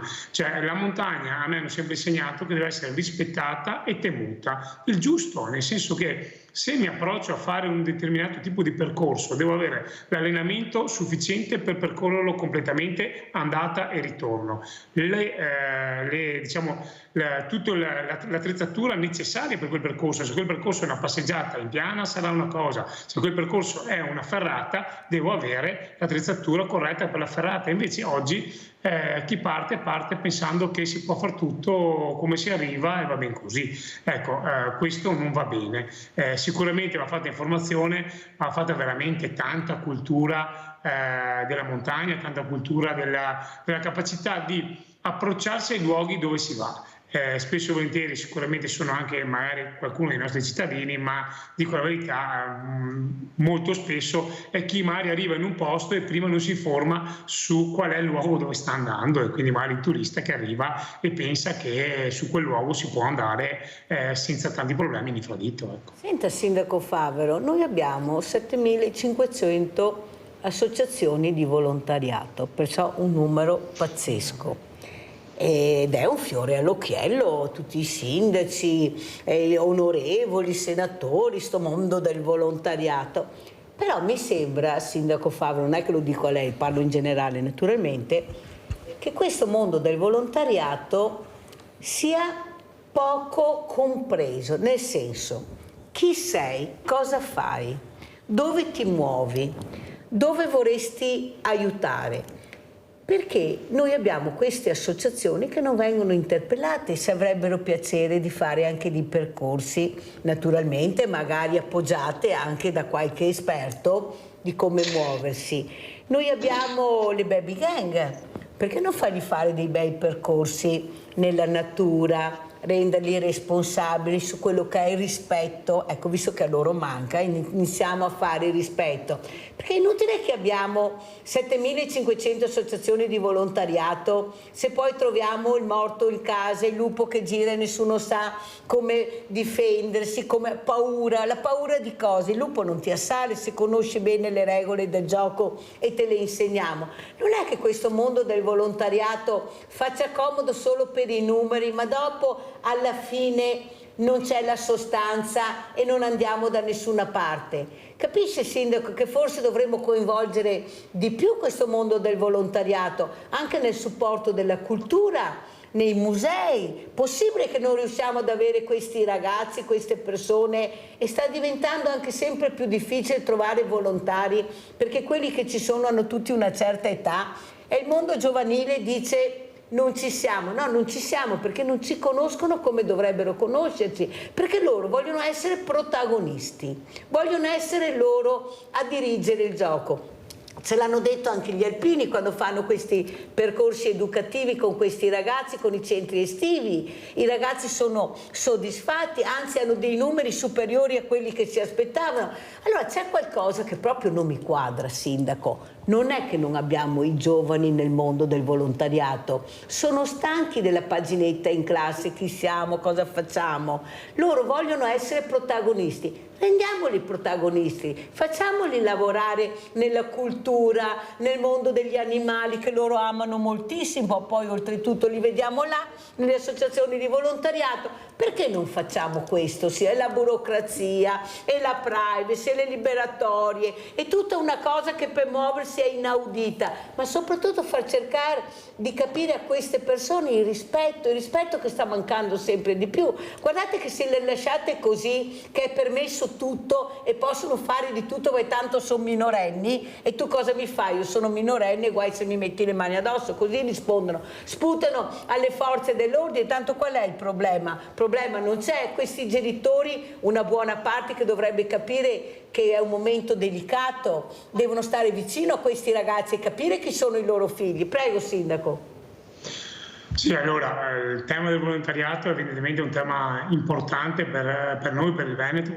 Dicevi bene, moltissime sono le associazioni di volontariato e bisogna dire anche quello che è. Qui facciamo volontariato vero, cioè vuol dire andare a fare le cose gratis, senza rimborsi spese, senza emolumenti. Quindi davvero un plauso a tutti quelli che fanno volontariato in Veneto, che sono davvero il nostro motore. Nei comuni piccoli come il mio poi ancora di più. Cioè le mie associazioni di volontariato sono veramente qualcosa di grande e li ringrazierò sempre per tutto quello che fanno. Sul tema dei giovani, noi abbiamo fatto un percorso anche quest'anno, nel senso che ci sono stati alcuni momenti, alcune difficoltà magari di ragazzini che hanno imbrattato dei muri con bombolette, cose che succedono, che i ragazzini purtroppo fanno, però è giusto far capire loro che le cose vanno fatte nel giusto criterio. Li abbiamo, diciamo, obbligati a fare un percorso che è quello del ci sto a fare fatica, che è un'attività, una settimana che fanno a servizio del comune, facendo delle attività tra le quali ritinteggiare dove avevano imbrattato, piuttosto che altre attività all'interno del comune, proprio per far capire loro che il bene pubblico è loro. E quindi, per dire, un ragazzino aveva distrutto con un sasso una LED wall che c'era di fronte al museo. Bene, è stato preso grazie alle telecamere di videosorveglianza del comune e questo ragazzo ha fatto 8 ore di volontariato per il comune, le abbiamo fatte fare a lui e non quindi chiedendo risarcimento alla famiglia, ma fatte fare a lui tramite un accordo con la famiglia all'interno del comune come volontariato. Ha raccolto le erbacce del comune, ha fatto tutto quello che c'è da fare, perché abbiamo spiegato a lui che aver tirato quel sasso a quel LED wall è come se lui si fosse tirato un sasso sul suo cellulare, perché quel LED wall, quel video è suo tanto quanto il cellulare che è in tasca. E quindi gli ho detto: ma tu avresti mai tirato un sasso sul tuo cellulare nuovo? No, e allora questa è la stessa identica cosa, perché quello è tuo, la cosa pubblica è tua e quindi devi curarla come fosse tua, perché è tua. E quindi questo concetto deve passare anche ai giovani, e quindi la cura del territorio deve passare proprio da questo ragionamento, del fatto che quel territorio è mio, me ne devo appropriare, e quindi ben venga che i ragazzi vengano qui in piazza a giocare, a stare assieme, a passare qualche ora in compagnia, ma dico io anche bevendosi una bottiglia di Coca-Cola piuttosto che una birra se sono maggiorenni, ma dopo, quando hanno finito di mangiarsi la pizza anche qua di fronte al comune, portino tutto quello che hanno fatto e lo mettono nel cestino. Questa è la vera, diciamo, il vero passo che dobbiamo Sindaco, fare. scusi, questa è educazione civica. Esatto, che manca. Allora, se noi iniziamo a capire che forse dobbiamo iniziare dall'asilo, a iniziare a fare educazione civica, a iniziare a fare sport, a fare prevenzione, perché non è che dobbiamo aspettare che il ragazzo combini qualcosa di grave per far capire al ragazzo che ha sbagliato. No, la prevenzione si va prima, Sindaco, e io sarei dell'idea anche che quelli che sbagliano di far pagare anche i genitori, non solo volontariato, di far pagare anche i genitori. Sì, no, con questa storia del volontariato io non ne posso più, perché loro poi se ne fregano, Sindaco. Una volta che hanno finito quelle ore di percorso, se noi non riusciamo a recuperarle, loro ritornano, il postino suona sempre 2 volte, purtroppo è così, perché non hanno la possibilità di avere qualcos'altro. L'ho detto prima, i servizi sociali sono quelli che sono, hanno i numeri che sono, purtroppo voi avete dei fondi sempre risicati, ma qui bisogna intervenire nella famiglia, bisogna investire nella famiglia, Sindaco, perché io posso fare la più bella educazione del mondo, ma se dopo questo ragazzo, come diceva il dottor Micheletto ieri dell'ULSS 2, che si occupa di famiglie, mi ritorna a casa e si ritrova con 2 genitori che non sono in grado di fare i genitori, tutto il mio lavoro va a monte. Dobbiamo investire nella famiglia e voi siete in prima linea. Cosa ne pensa, dottoressa, anche per quanto riguarda un'educazione civica, anche col rapporto con gli animali che loro dicono di amare, l'ambiente? Prego, dottoressa. Questo è un discorso molto ampio. Sicuramente io la penso come il sindaco, secondo me è più utile qualche ora di volontariato e di recupero che non la multa, perché se alcuni ambienti familiari non sono in grado di capire determinati concetti, la multa magari crea solo rabbia, mentre magari noi abbiamo seminato in questo ragazzo un seme del bene che ci auguriamo che rimanga indipendentemente dal suo nucleo familiare di origine. Credo che questo sia lo spirito delle attività che ha fatto il sindaco a Possagno e che fanno i nostri sindaci. Per quanto riguarda il bene agli animali, c'è da fare molta educazione, perché è un bene acritico. Io voglio bene agli animali, ok? Quindi cosa dobbiamo fare per fare il bene di quell'animale? Che sia il cane, il gatto, il lupo. E qua bisogna studiare. E anche i ragazzi che entrano, le persone che sono nelle società di volontariato devono essere consapevoli e consce di cosa significhi fare il bene di quell'animale, perché salvare tutti a priori non è il bene degli animali. Non possiamo salvare il selvatico, permetterlo e farlo vivere rinchiuso una vita, perché non è l'ottica del benessere. Faccio questo esempio perché abbiamo parlato di selvatici prima. E quindi ci vuole molta educazione e ci vorrebbe molta collaborazione con le figure tecniche di riferimento. Molto spesso è difficile perché c'è una certa idea di noi siamo i volontari, lo facciamo anche gratis e quindi quello che facciamo è giusto e va bene così. Sto generalizzando perché non sono chiaramente tutte le associazioni così, ma a volte c'è questa idea, noi siamo i volontari, facciamo questo, vogliamo fare quello. Ma quello è utile? Cioè, se il tuo scopo è aiutare l'ambiente e aiutare gli animali, quello che stai facendo è davvero utile o è una cosa acritica?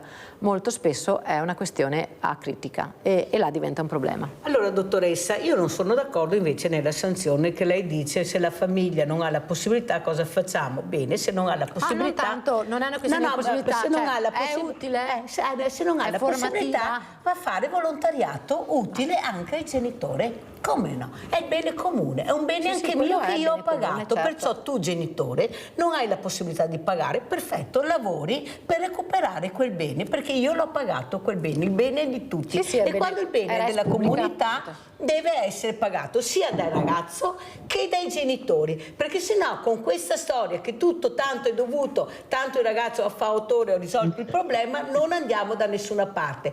Questi sono terribili, hanno un'età terribile, ormai è passato il messaggio che possono fare tutto, tanto qual è il problema, che problemi abbiamo. Voi capite che sono pochi che stanno tenendo in ostaggio interi paesi, intere città, comprese le forze dell'ordine. Primo perché hanno una visibilità unica, sono su tutti i giornali, su tutti i media, nei social, e per loro questa è una cosa enorme. E dopo perché questo fa male alla società. Io non posso sentire il sindaco Favero un diversamente giovane che ha paura di uscire alle 5 del pomeriggio a portare anche fuori l'immondizia perché chissà cosa trovo, cosa mi fanno. Non è possibile che passi questo messaggio. Qui non siamo nel Bronx, qui abbiamo delle situazioni che i sindaci assieme alle forze dell'ordine e qua dico alla politica seria che devono intervenire. Ma stiamo scherzando? Ma se dobbiamo aver paura di ragazzini di 12-14 anni perché girano col coltello, perché ne fanno di tutti i colori, tanto qual è il problema? Se mi prendono faccio un po' di volontariato e ho risolto. No, non funziona così. Tu devi avere rispetto della persona, delle cose che io ti metto a disposizione, e se fai qualcosa lo paghi severamente. Non si fa. Continuiamo a parlare, a fare tavoli che non servono a niente. Vogliamo farli lavorare queste persone? Vogliamo fargli fare sport a queste persone, visto che abbiamo la possibilità di farlo? O continuiamo a dire, beh, vediamo cosa deciderà il giudice, vai dalla Mirella a portare la borsa della spesa una volta alla settimana, 2 orette, oppure a portare a spasso l'anziano, o dalla Mirella o tutte le associazioni di volontariato. Guardate che non le recuperiamo mica, e con queste cose che a loro poi, guardate, io li vedo, lasciamo perdere quello che vedo, perché non è possibile, sindaco. Voi avete una forza, siete stati eletti dai cittadini e i cittadini quando fate bene vi premiano. Allora dovete capire che dovete fare squadra e far alzare la voce, perché ormai i paesi e anche le città, compresa la mia, stanno cercando di essere in mano a questi ragazzini. Ma sindaco, ma stiamo scherzando? Ma dobbiamo aver paura di uscire per strada perché troviamo 2 cretinetti che si sentono i bulli del paese e ne fanno di tutti i colori e ti tirano fuori il coltello? No, se tiri fuori il coltello ci devi pensare non una volta, ma 1000 volte, perché io ti punisco severamente, ma non ti punisco mettendoli in una comunità, ti punisco a fare dei lavori veramente forti. Voglio vedere se poi hai tutta questa voglia di fare. Cosa dice il sindaco Favero? No, perché io sarei anche stanca di questi bulletti, bullette, perché adesso ci mettono anche le ragazze, e no, lo fanno loro e noi chi siamo? Facciamo anche noi. Ma guardate che sono pochissimi rispetto a quelli che siamo noi. Prego, sindaco. No, assolutamente. Allora, intanto, come hai detto giustamente tu adesso, sono una piccola minoranza di ragazzi, perché sono tanti bravi ragazzi che si comportano bene e seguono le regole nella maniera corretta. Purtroppo hai toccato un tema che a me è molto caro, nel senso che secondo me è stata negli anni depotenziata la forza delle nostre forze dell'ordine, nel senso che un nostro carabiniere si trova davanti a questi ragazzi e non può far nulla. Praticamente non può far nulla, perché questi ragazzi, come hai detto bene tu, gli sputano addosso, sanno che tanto sono minorenni e il poliziotto non fa niente, sono tutti quanti là col cellulare a registrarlo, che appena questo fa qualcosa o muove un dito, ecco un abuso, un sopruso delle forze dell'ordine, eccetera. Quindi giustamente, anche perché stiamo parlando comunque magari delle nostre forze dell'ordine di ragazzi di 20 anni, dicono io non muovo un dito perché se muovo un dito già sbaglio o sono sotto inchiesta il minuto dopo. Dobbiamo dare la possibilità alle nostre forze dell'ordine di fare il loro lavoro e di punire oggettivamente chi fa azioni di questo tipo. Allora, l'azione che ha fatto il ragazzino qua a Pusagno con il sasso sull'Edwell è ben diversa da tirare fuori un coltello e minacciare persone e far furti con rapine a anziani piuttosto che a persone che escono di casa, sono cose che hanno un peso diverso. Là bisogna veramente, come dici bene tu, punire nella maniera corretta, perché sia di esempio anche per tutti, perché se i ragazzini sanno che tanto hanno visto il loro amico farlo e dopo un mese è in giro di nuovo, anzi fa ancora più il ganzo perché l'ho fatto e sono qua insieme con voi ancora e non ho nessun problema, e sono più forte di tutti, sono più forte anche della legge e delle forze dell'ordine, e allora diventa una cosa dilagante. Invece se sanno che se provano, come dici bene tu, a tirare fuori quel coltello, gli arriva una stangata a lui indifferente, e allora là le cose cambiano. Ma questo vale anche per i furti in casa, sai, nel senso che entrano in casa magari disarmati, sapendo che disarmati chi è dentro in casa non può far nulla contro di loro, e allora sono liberi, possono fare quel che vogliono, perché se tu per caso cerchi di fermarli o fare qualcosa è un'aggressione tua nei loro confronti, cioè è qualcosa di paradossale. Abbiamo Sandra da Padova, vai Sandra, ciao. Ciao Mirella, e volevo anche complimentarmi per la prima parte che avete trasmesso del Canova, perché sti ragazzi, io guardo le Olimpiadi dei diversamente abili e voglio dire che mi sono emozionata a vedere il nuoto, la forza di queste persone che io non lo so se sarei capace, dico la verità, a parte la mia età. Volevo dire una cosa. La settimana scorsa io abito in centro e proprio andando verso le piazze, sotto i portici dell'Europa, tu conosci Padova, e c'erano 3 ragazzini in bicicletta. Allora, 2 erano tranquilli e uno lo conoscevo anche di vista, che deve abitare vicino a casa mia, e un altro aveva avuto 10 anni, mi è venuto vicino e stava per darmi un calcio. Allora io, guarda, ho detto, tu prova a toccarmi, ti faccio fare la giravoltola a te, anche la bicicletta. Brava Sandra. Il ragazzino, quello che conosco di vista, che è anche gentile, ha detto, signora mi scusi tanto, mi scuso per lui. Allora è chiaro che di fronte a un coltello il gruppo, perché questi erano proprio bambini 10-12 anni, non di più, però è chiaro, io ho letto i giornali, quelle ragazze che hanno malmenato l'altra ragazzina, è logico che di fronte a 3 persone che prendono a botte, quello che mi dà angoscia, scusami Mirella, se io dovessi assistere a una cosa del genere, non sto lì a guardare o a tirare giù col telefonino, scusa, al di là di chiamare le forze dell'ordine, però cerco di sedare questa cosa, al limite, una la prendo per i capelli, e io ho di più di 70 anni, Mirella, sono forte perché io sono un'ex sportiva, ancora adesso faccio sport, dunque ho anche forza sulle braccia, sulle gambe, non sono la classica vecchiota che va in giro lì. Ti ho detto che sei diversamente giovane. Ecco, io sono diversamente giovane e quando vedo queste cose, Mirella, hai ragione, bisogna fargli fare dei lavori, pulire le toilette, pulire questo, pulire st'altro.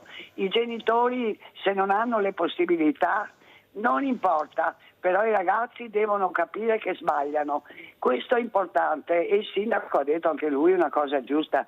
Io tornando a prima, Mirella, e poi lascio perché non voglio rubare tempo agli ospiti, io andavo sempre a Valdobbiadene fino prima del lockdown, e che c'era la festa delle cantine Bisol, perché mio marito ha fatto dei lavori per le cantine a Burano e facevano sta scampagnata con bambini, famiglie, a parte il vino, formaggi, salame, e passavi una giornata dalle 9:30 di mattina fino alle 5-6 di sera, poi c'era gente che rimaneva lì, magari vicini del posto, e adesso mi mancano queste cose, perché ho detto a mio marito, cerca di organizzarti, di telefonare, visto che lui è sempre in contatto, che magari una domenica fare gruppo anche con altre persone, Sandra. Sandra, grazie, devo correre, se no non ce la faccio, ma sei stata molto chiara. Sentite che hanno voglia di uscire, che hanno voglia di vedere.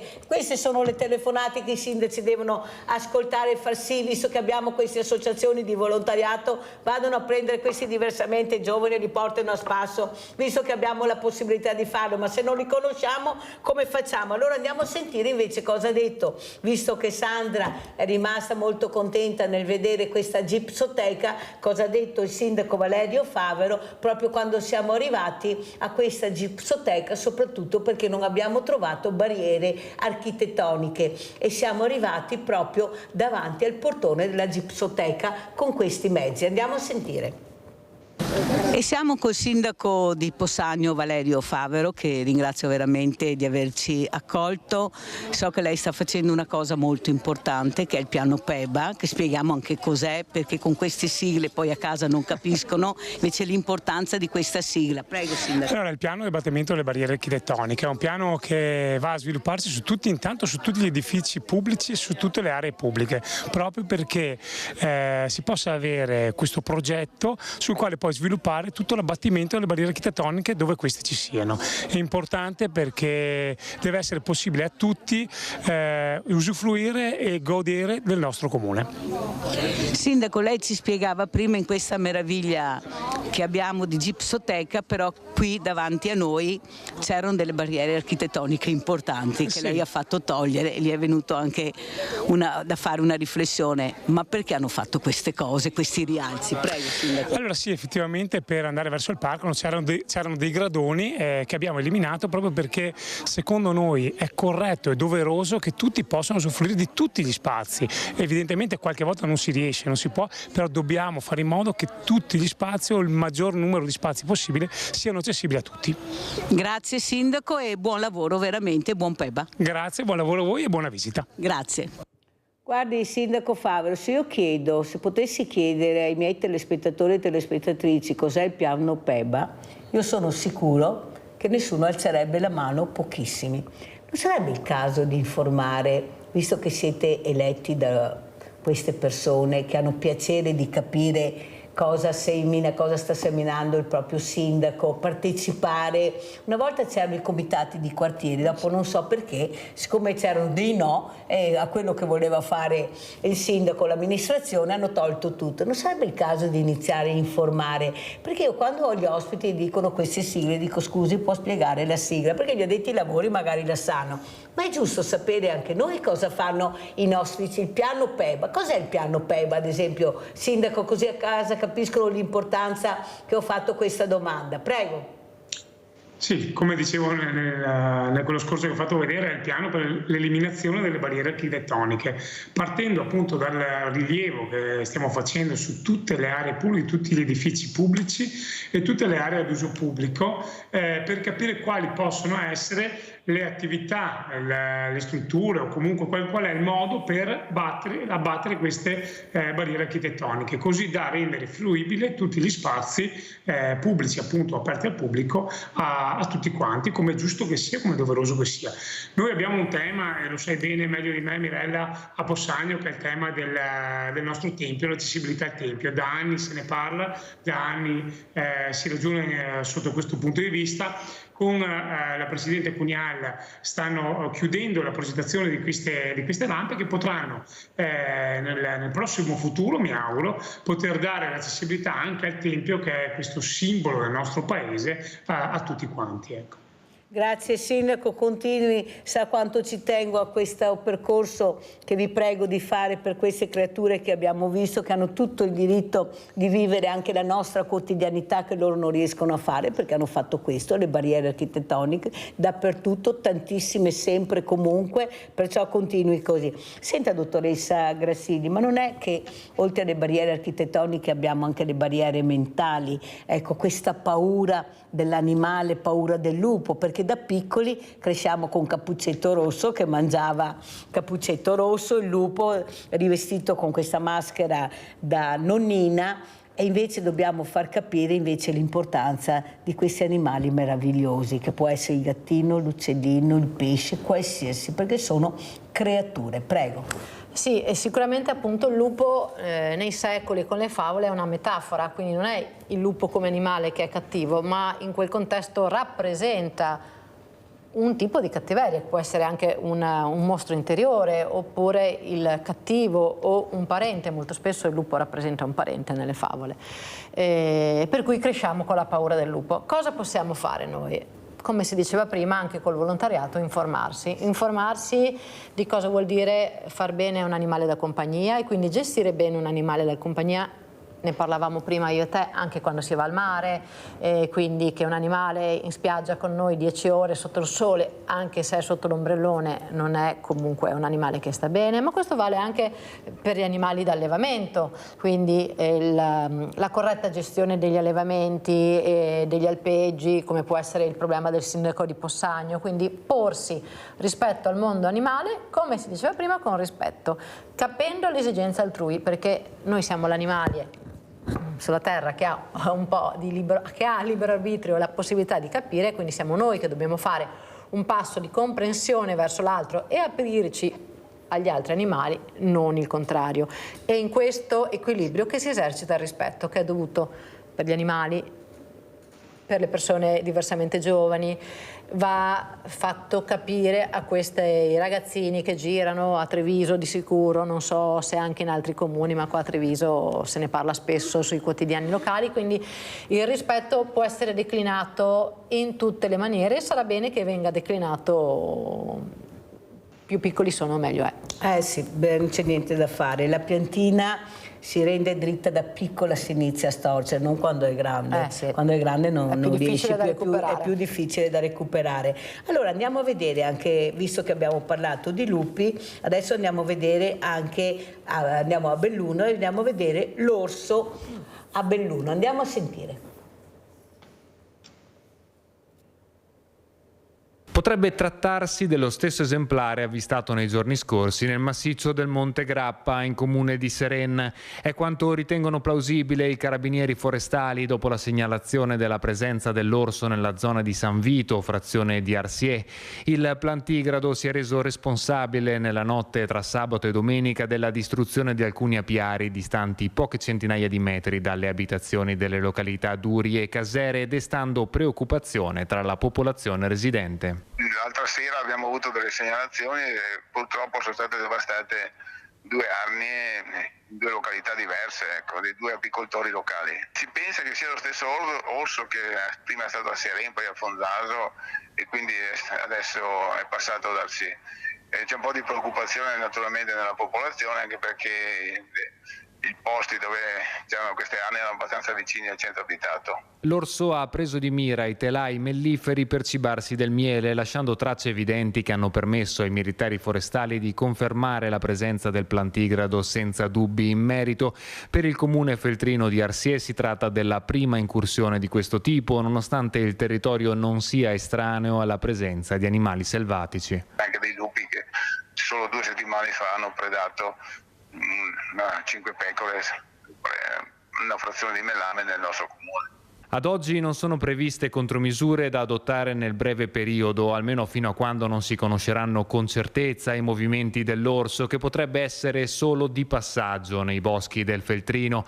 Dall'amministrazione arriva comunque l'invito alla popolazione e agli escursionisti presenti in zona a fare attenzione. Noi abbiamo avvisato la popolazione e avvisato anche gli apicoltori del fatto che poteva girarsi un orso nelle vicinanze.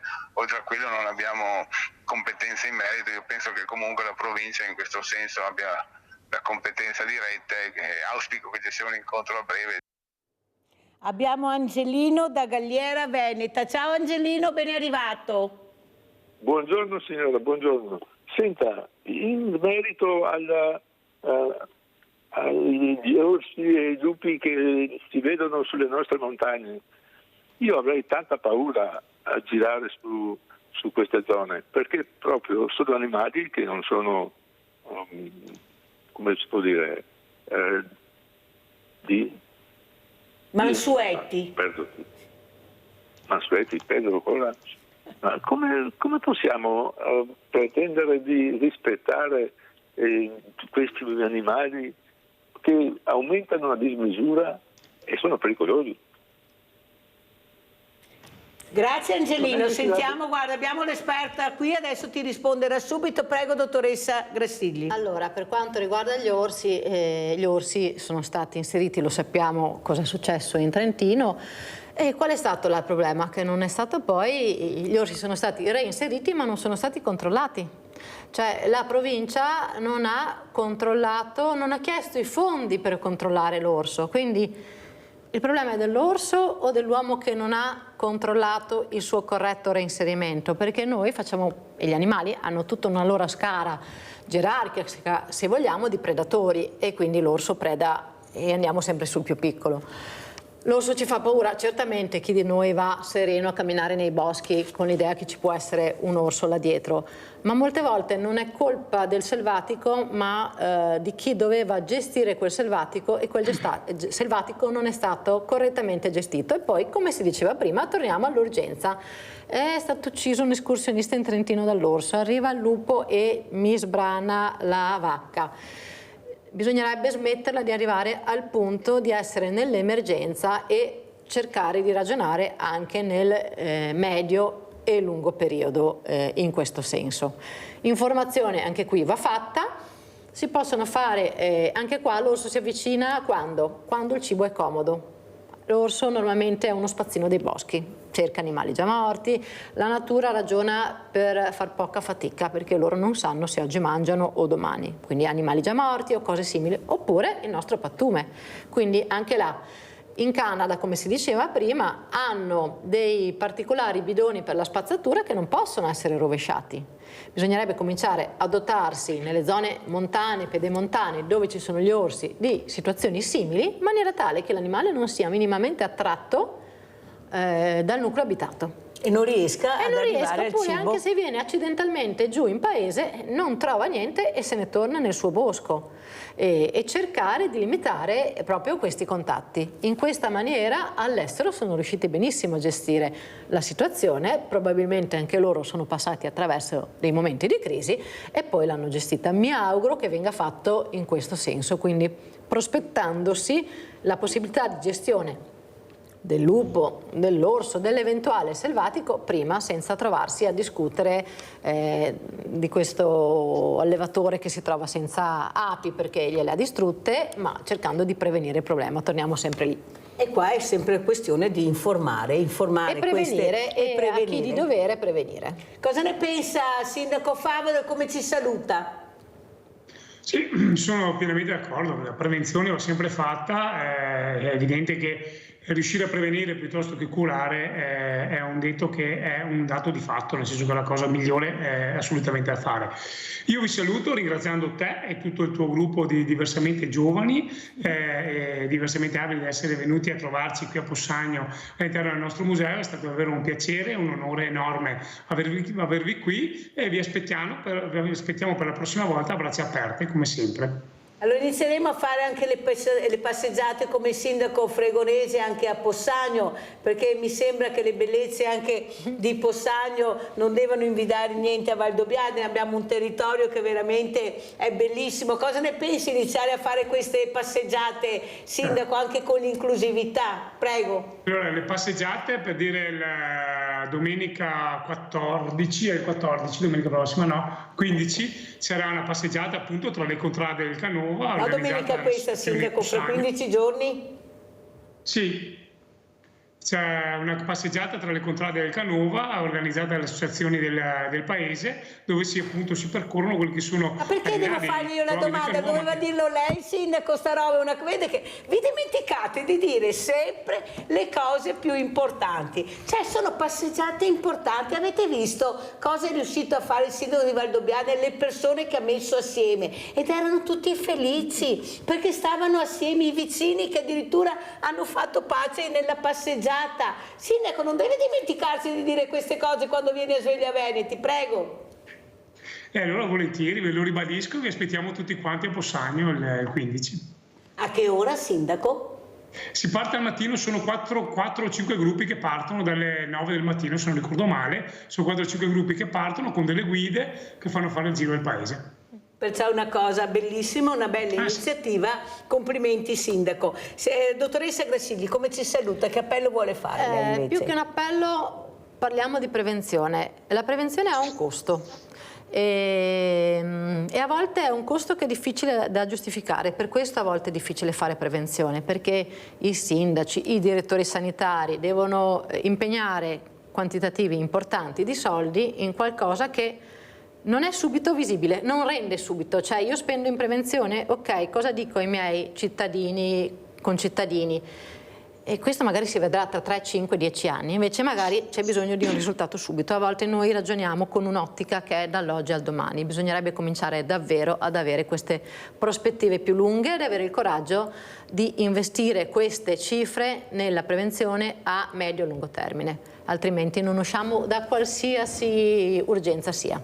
Più chiara di così non poteva essere la dottoressa Grassigli. Ecco, dai là ai sindaci e anche agli amministratori e ai politici di puntare molto sulla prevenzione, perché in tutti i livelli, in tutti i livelli, e penso questo sia un ottimo auspicio per far capire che le cose si possono anche cambiare e migliorare. Grazie, grazie, pubblicità. Grazie a voi.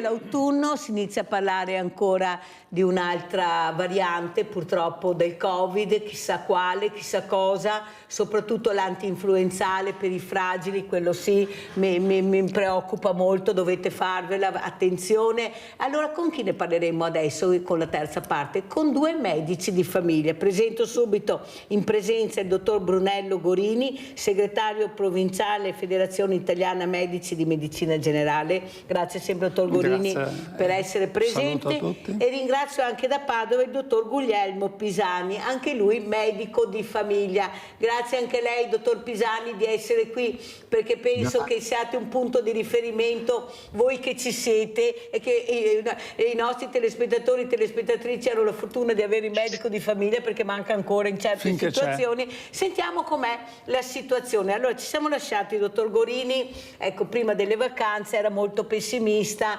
Ecco, è cambiato qualcosa? C'è qualcosa che vi preoccupa? Queste vaccinazioni dovremmo farle? Si parla di questa nuova variante? Prego, dottor Gorini. Sicuramente le vaccinazioni sono un farmaco che ha dimostrato negli anni di essere efficace. In generale come definizione, no? Quindi quando io mi vaccino è come se prendessi una puntura dell'antibiotico quando sto male, oppure una pastiglia per la pressione o per il diabete. La procedura è diversa, però è standardizzata, è super controllata e dobbiamo ricordare che il vaccino ha fatto scomparire, o quasi letteralmente, alcune malattie come la scarlattina, la varicella, la rosolia, cioè malattie che credo che buona parte delle persone che ci sta ascoltando non ha mai visto la malattia. Ecco perché certe volte si dà più enfasi a quello che può succedere come conseguenza del vaccino, perché non ho mai visto che cosa combinava la malattia. Quindi noi abbiamo optato, come qualsiasi buon padre di famiglia farebbe, per il male minore. Quindi preferisco che succeda qualcosa a una persona su 1 milione piuttosto che a una persona su 100.000. Non so se sono stato chiaro con l'esempio. E con il vaccino per il Covid è esattamente la stessa cosa. È un vaccino un po' diverso dai vaccini classici, ma qui non entriamo in questo argomento della differenza. Comunque è un vaccino che ha dimostrato subito la sua efficacia. Dove l'ha dimostrata? L'ha dimostrata in una categoria di professionisti, i medici, che sono stati i primi ad essere vaccinati. Bene, la curva di malattia e di mortalità per il Covid nell'ambito dei medici era una curva che saliva esponenzialmente. dal giorno della vaccinazione la curva è crollata drasticamente fino ad arrivare a 0 completamente. Se qualcuno ha dubbi che il vaccino non funzionasse, basta questo foglietto di carta che lo trovate dappertutto nei testi e nelle pubblicazioni per capire che il vaccino per il Covid è stato qua. Dopodiché la gestione di questo entra in un campo politico che non è il campo scientifico tecnico di cui ci occupiamo noi medici. Quindi noi abbiamo trovato il vaccino, va bene, tra l'altro nella scoperta del vaccino c'era anche un mio cugino, ma insomma, vabbè, noi abbiamo trovato il vaccino, è una cosa fatta bene e abbiamo vaccinato e abbiamo salvato un sacco di vite umane, no? Dopo la gestione politica, questa cosa è un'altra cosa, non sono io l'interlocutore, insomma, però, per quello. Un addetto ai lavori che ha parlato molto chiaro, che è il dottor Gurini, su quello che è stato il vaccino quando abbiamo iniziato a capire l'importanza di guarire, perché se volevamo guarire dovevamo fare il vaccino e da qua non ci piove. Allora, invece al dottor Pisani vorrei chiedere l'aiuto alla famiglia, l'assistenza alla famiglia. Io ho tante persone che mi dicono che non sanno a chi rivolgersi, dottor Pisani, malati oncologici, malati fragili, non hanno i servizi alle persone, non arriva nessuno a casa. Come funziona? Quando un malato, ecco, ha questi problemi anche delicati, problemi gravi, come funziona? Chi è che dovrebbe arrivare a supportare questa fragilità in caso veramente che lui non riesca a muoversi da casa, non fare le cose che solitamente si fa quotidianamente? Chi è che dovrebbe arrivare? È il medico di famiglia che deve indirizzare questo paziente a capire a chi deve rivolgersi. Prego, dottor Pisani. Intanto buongiorno a tutti e grazie dell'invito. Volevo salutare Brunello che vedo adesso dopo tanto tempo. Mi fa piacere. Il medico di famiglia fa da coordinatore delle cure per le cure a questi pazienti fragili e segnala la difficoltà al territorio, al distretto. Il distretto viene attivato almeno questo succede a Padova, viene attivato, vengono attivate nel caso dei pazienti neoplastici le cure palliative e vengono attivati anche gli infermieri domiciliari per quanto necessario, prelievi ematici oppure terapia infusiva, intramuscolare o e medicazioni domiciliari e quello che è necessario. Il medico di medicina generale poi si impegna facendo la segnalazione anche a un intervento diretto a casa del paziente con le visite domiciliari periodiche per controllare quale sia la situazione clinica del paziente. Grazie dottor Pisani. Sa perché ho fatto questa domanda e lo dico anche al dottor Gurini? Perché ieri abbiamo ricevuto una telefonata da una telespettatrice che è stata operata al seno, è stato asportato il seno, perciò fa anche piacere sentire che non si ha più paura di parlare come una volta. Anche queste donne sono molto brave, si mettono in prima linea. È a casa da sola, ha compiuto i 70 anni, ha un marito che purtroppo soffre un po' di demenza senile, ecco, diciamo così, e lei ha cercato anche di informarsi su quello che le spetta di diritto, la protesi, ma la protesi no, gli hanno detto anche i sindacati perché ha compiuto i 70 anni.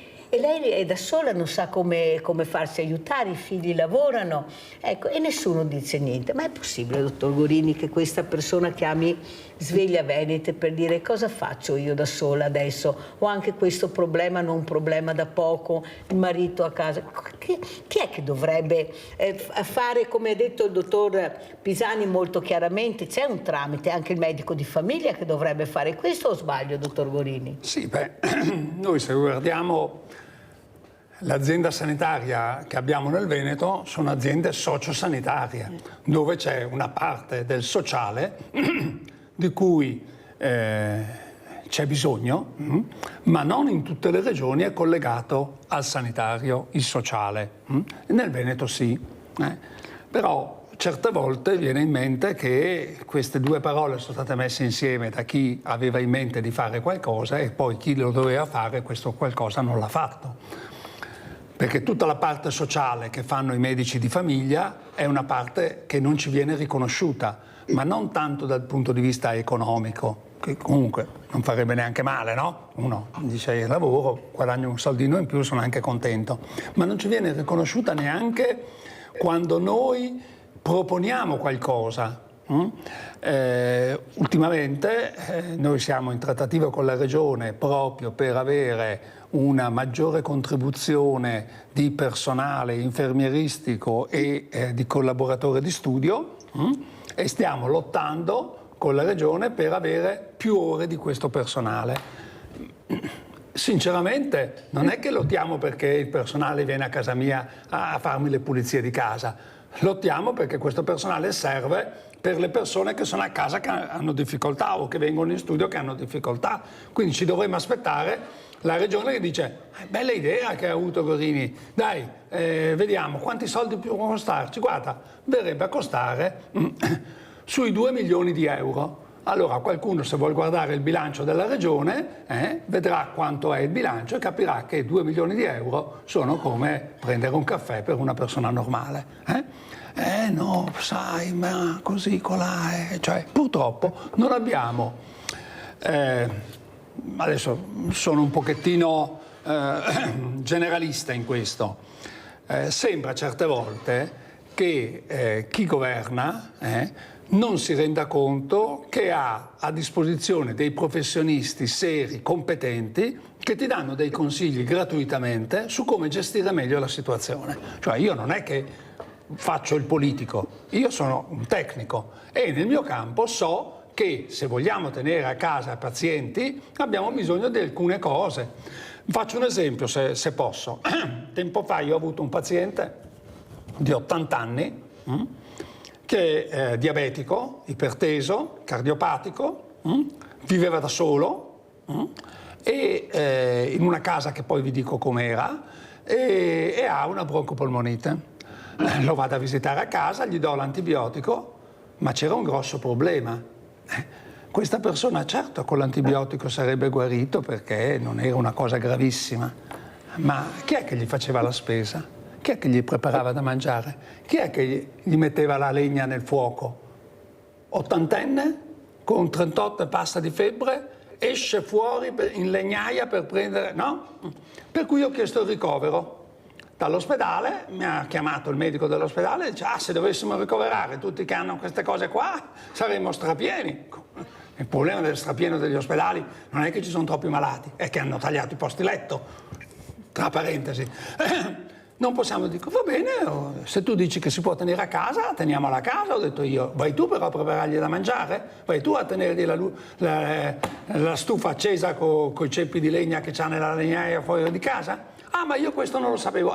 Questa è la differenza che c'è tra un bravissimo medico dell'ospedale e un semplice medico di famiglia. Io conosco il contesto, so che quella persona non può stare a casa perché non c'è nessuno che si occupa di lui.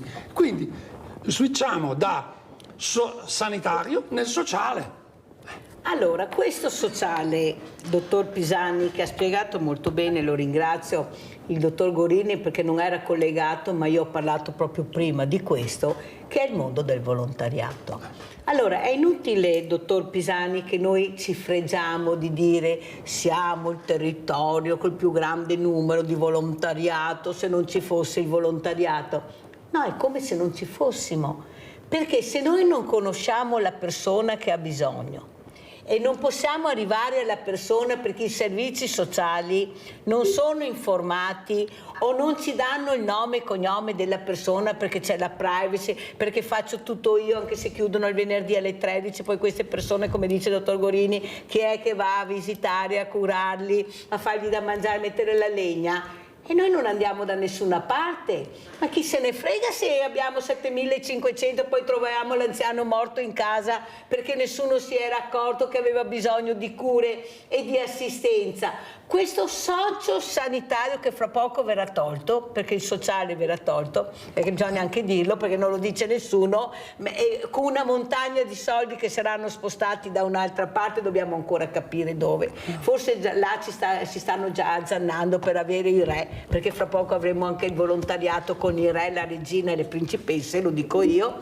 Allora, dottor Pisani, ma queste persone che hanno bisogno di cure, di assistenza, e giustamente il dottor Gorini dice: io ho chiamato l'ospedale, ma a mio avviso nel momento che questa persona era dimessa dall'ospedale doveva essere il servizio sociale dell'ospedale a mettersi in contatto con i servizi sociali del comune di residenza e dire: guardate che questa persona viene dimessa ma ha bisogno di cure.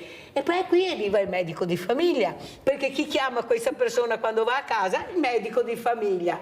E se non c'è, questo muore. Allora giustamente quel chirurgo mi ha detto: io faccio la più bella operazione del mondo, ma se dopo va a casa e nessuno lo segue è come avessi operato male. Prego, dottor Pisani. Il mondo del volontariato è fondamentale, però nella nostra regione, perché io parlo solo di quello che so, il problema è che la mano destra spesso non sa quello che fa la sinistra. Allora, il paziente che viene dimesso, un paziente critico o in difficoltà che viene dimesso dall'ospedale, viene compilata una scheda da parte del servizio infermieristico ospedaliero e viene inviata al medico di famiglia dicendo: bene, adesso hai a casa questo paziente che non ha una serie di problemi.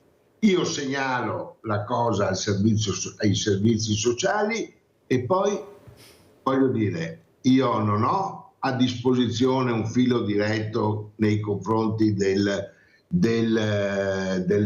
sistema volontariato, e devo dire anche la verità con grande franchezza: non è neanche il mio compito quello di avvisare servizi di volontariato. Questo dovrebbe essere il compito della parte sociale delle unità sanitarie sociali, ma dopo 10-15 anni di tagli lineari alla sanità e dove gli operatori sono stati costretti a caricarsi come dei muli di compiti che non appartengono alla specifica mansione, io la vedo difficile riuscire a coniugare questi due mondi.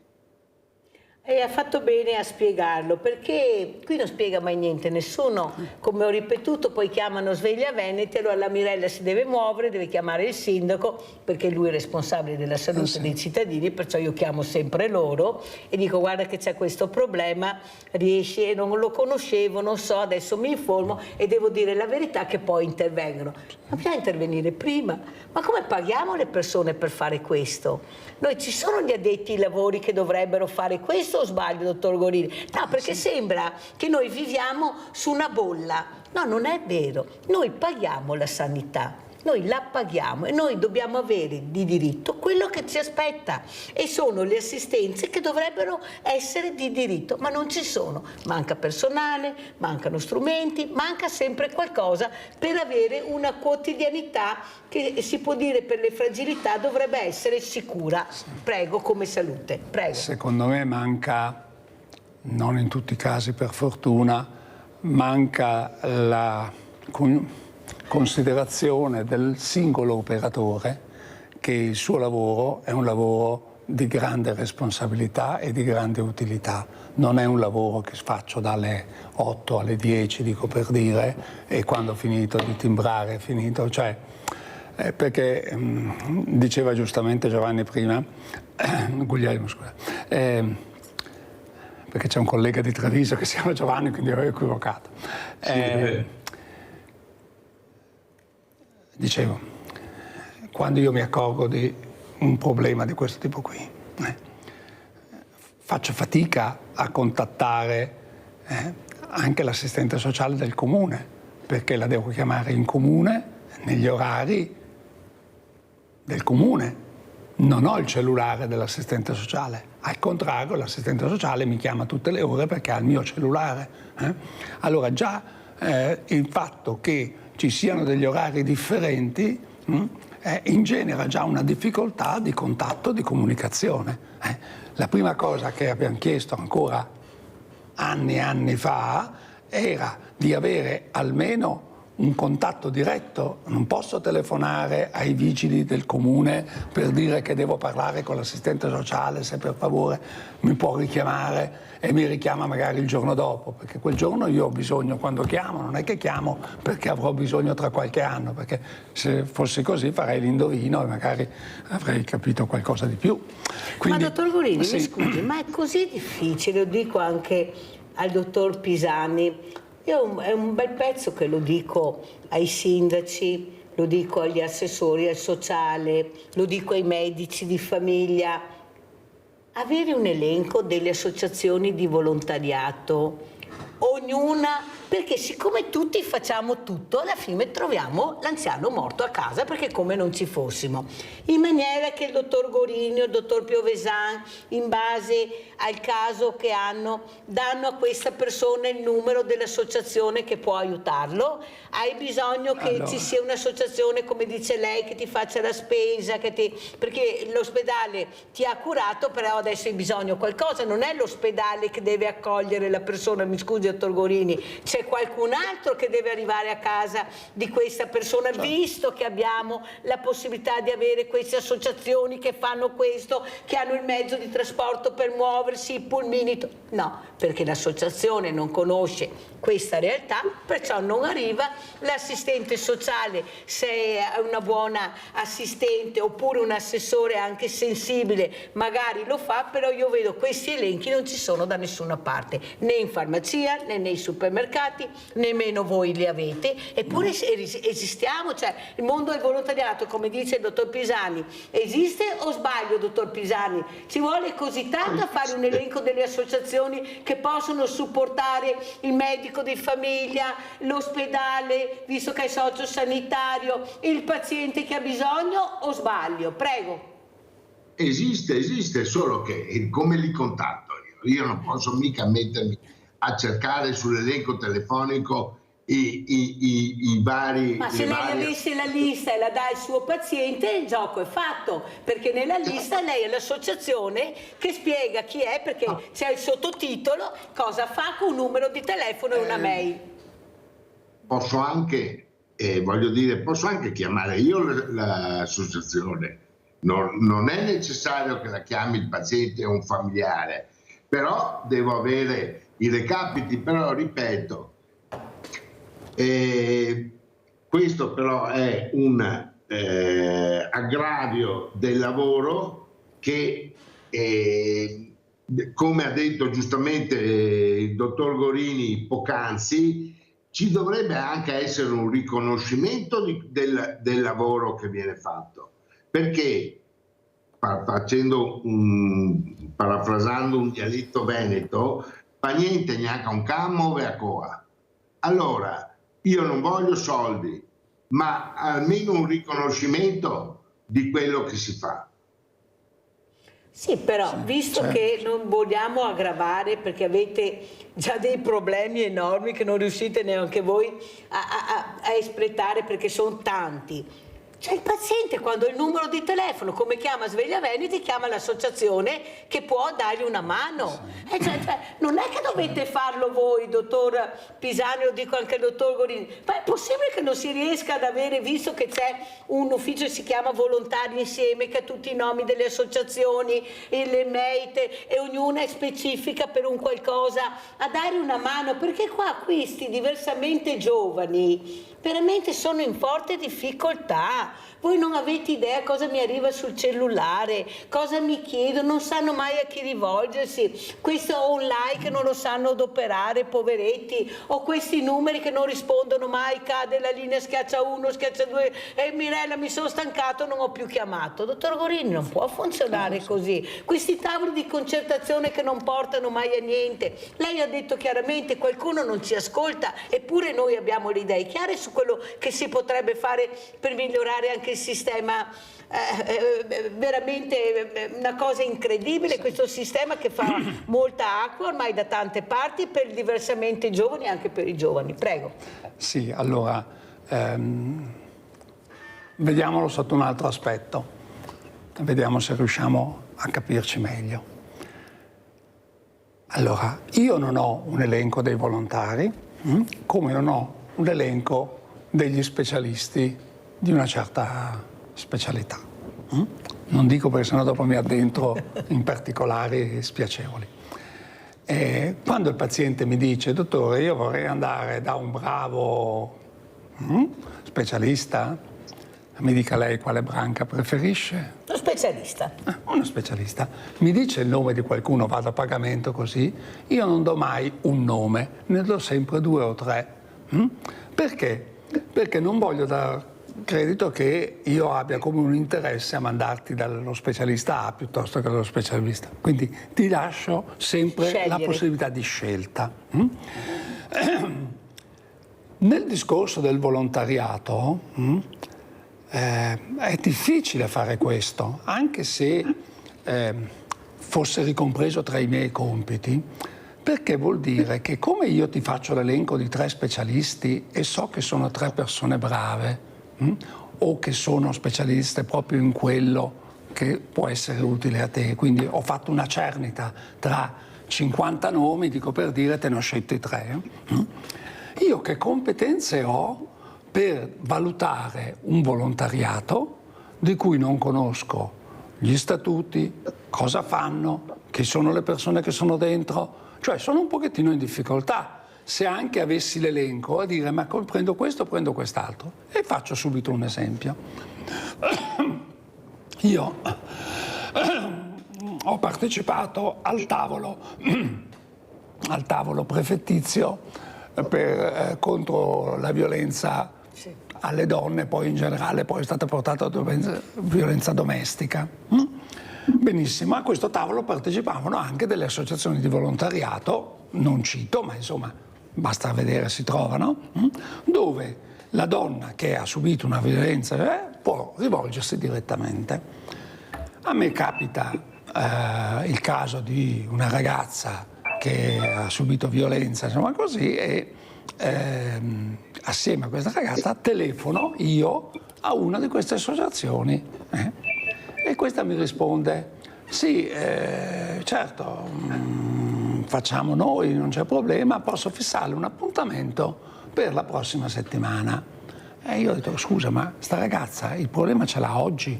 Se io la devo allontanare da casa perché il marito la picchia, adesso non mi ricordo se proprio la picchiava o la buttava dalla finestra, adesso cambia poco, diciamo, il problema ce l'ho adesso, tu non puoi dire, dice perché noi facciamo il suo appuntamento e quindi tocca la prossima settimana. Allora ho detto grazie, la vostra associazione non mi serve, no? Perché questo è il problema. Allora, molto disponibilità della signora che mi ha risposto, dice, ma dottore, se lei mi dice che è una cosa così colà, le dica pure di venire il tuo, nel pomeriggio vengo e anche se è chiuso, diciamo, l'associazione, apro per lei e tutto quanto.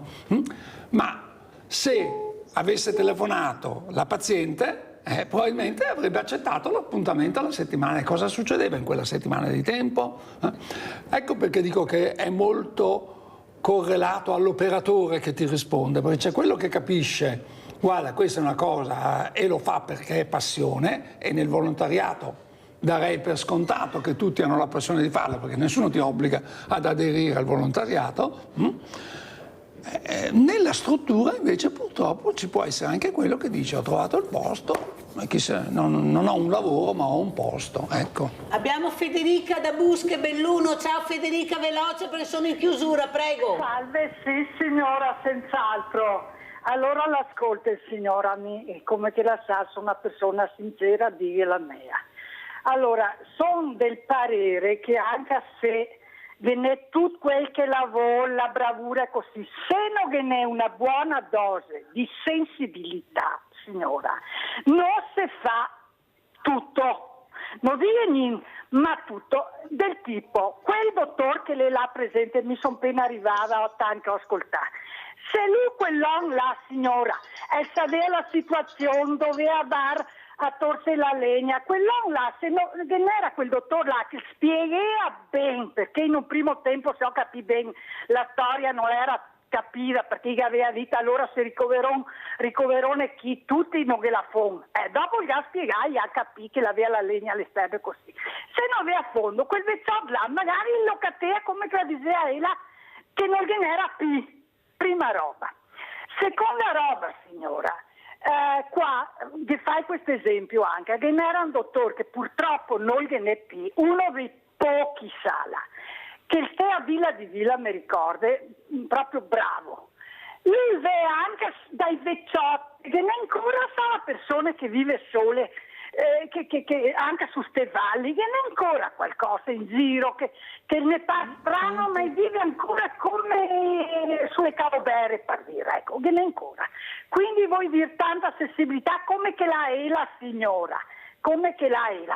E dopo ieri tanto ho ascoltato, perché dopo no, ho tappato la linea, volevo dire che questo in maniera veloce, che il ruolo delle OSL è importante, signora, perché mi ho visto un'esperienza personale, era stata operata per un tumore, che alla sera, signora, dopo una che la fa l'anestesia, flebi, la volante le va su andare alla toilette o no? Ecco, là ho trovato, mi resta impresso e passata tanti anni. Federica, devo chiudere perché devo salutare, non ce la faccio, ti ringrazio della telefonata, prova a riprendere la linea se ce la farai ancora, perché sono molto importanti le vostre testimonianze e i dottori qui presenti ascoltano. Dottor Pisani, come ci saluta? Vi saluto sperando che i tempi siano migliori in futuro, che si possa organizzare un collegamento quantomeno rapido con gli assistenti sociali, quantomeno, perché l'assistente sociale il compito istituzionale che ha è proprio quello di prendersi cura del sociale. Grazie al dottor Guglielmo Pisani, medico di famiglia. Dottor Gorini, come ci saluta?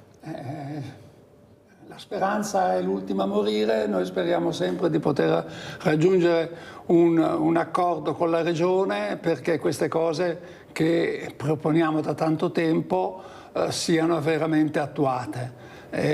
Sono cose che noi chiediamo a tutela dei cittadini, forse non tutti sanno che l'assistenza domiciliare integrata, intesa come l'abbiamo noi nel Veneto, l'abbiamo inventata noi medici di famiglia ancora 25 anni fa, quando c'era direttore il dottor Palumbo in Regione, e che si vantò subito giustamente di avere il più grande reparto di lungodegenza in tutta la regione, cioè 20.000 posti letto diffusi nel territorio. Grazie anche al dottor Brunello Gorini, grazie ancora al dottor Guglielmo Pisani.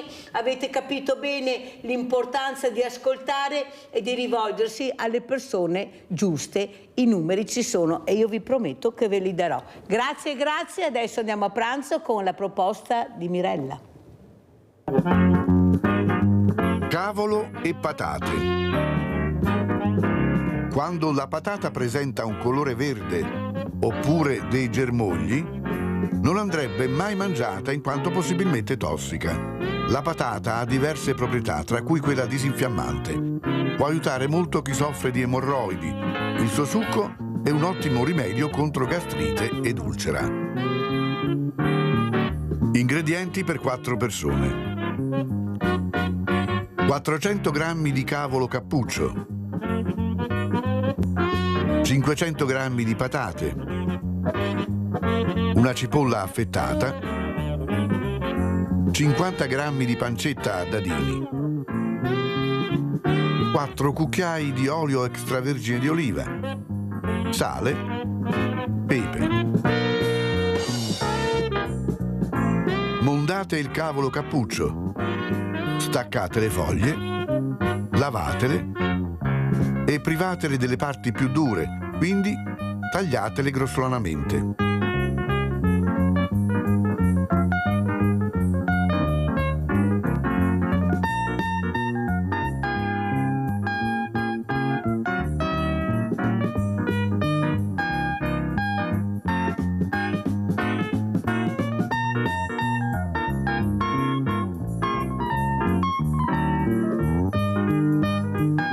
Pelate le patate.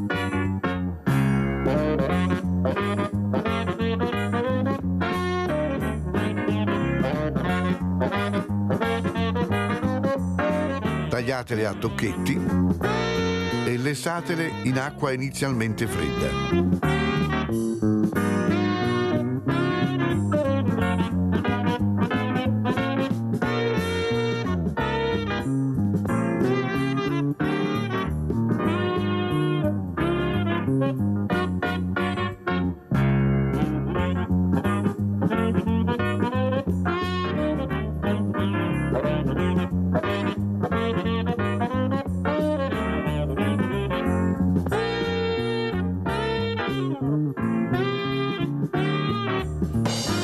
Al bollore salate e unite il cavolo.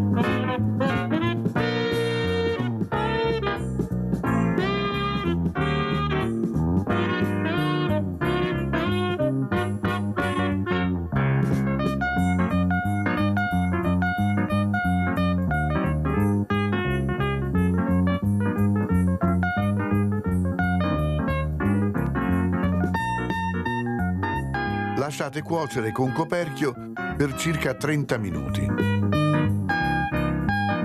Ponete a rosolare dolcemente la cipolla in una padella con la pancetta e 4 cucchiai di olio.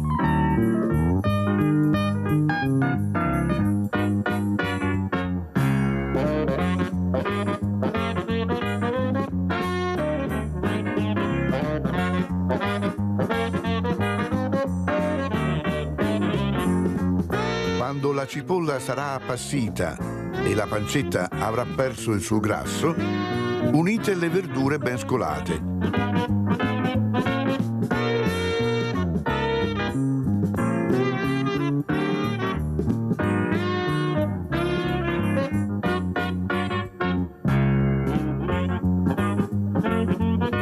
Regolate di sale, pepe e lasciate insaporire mescolando di continuo.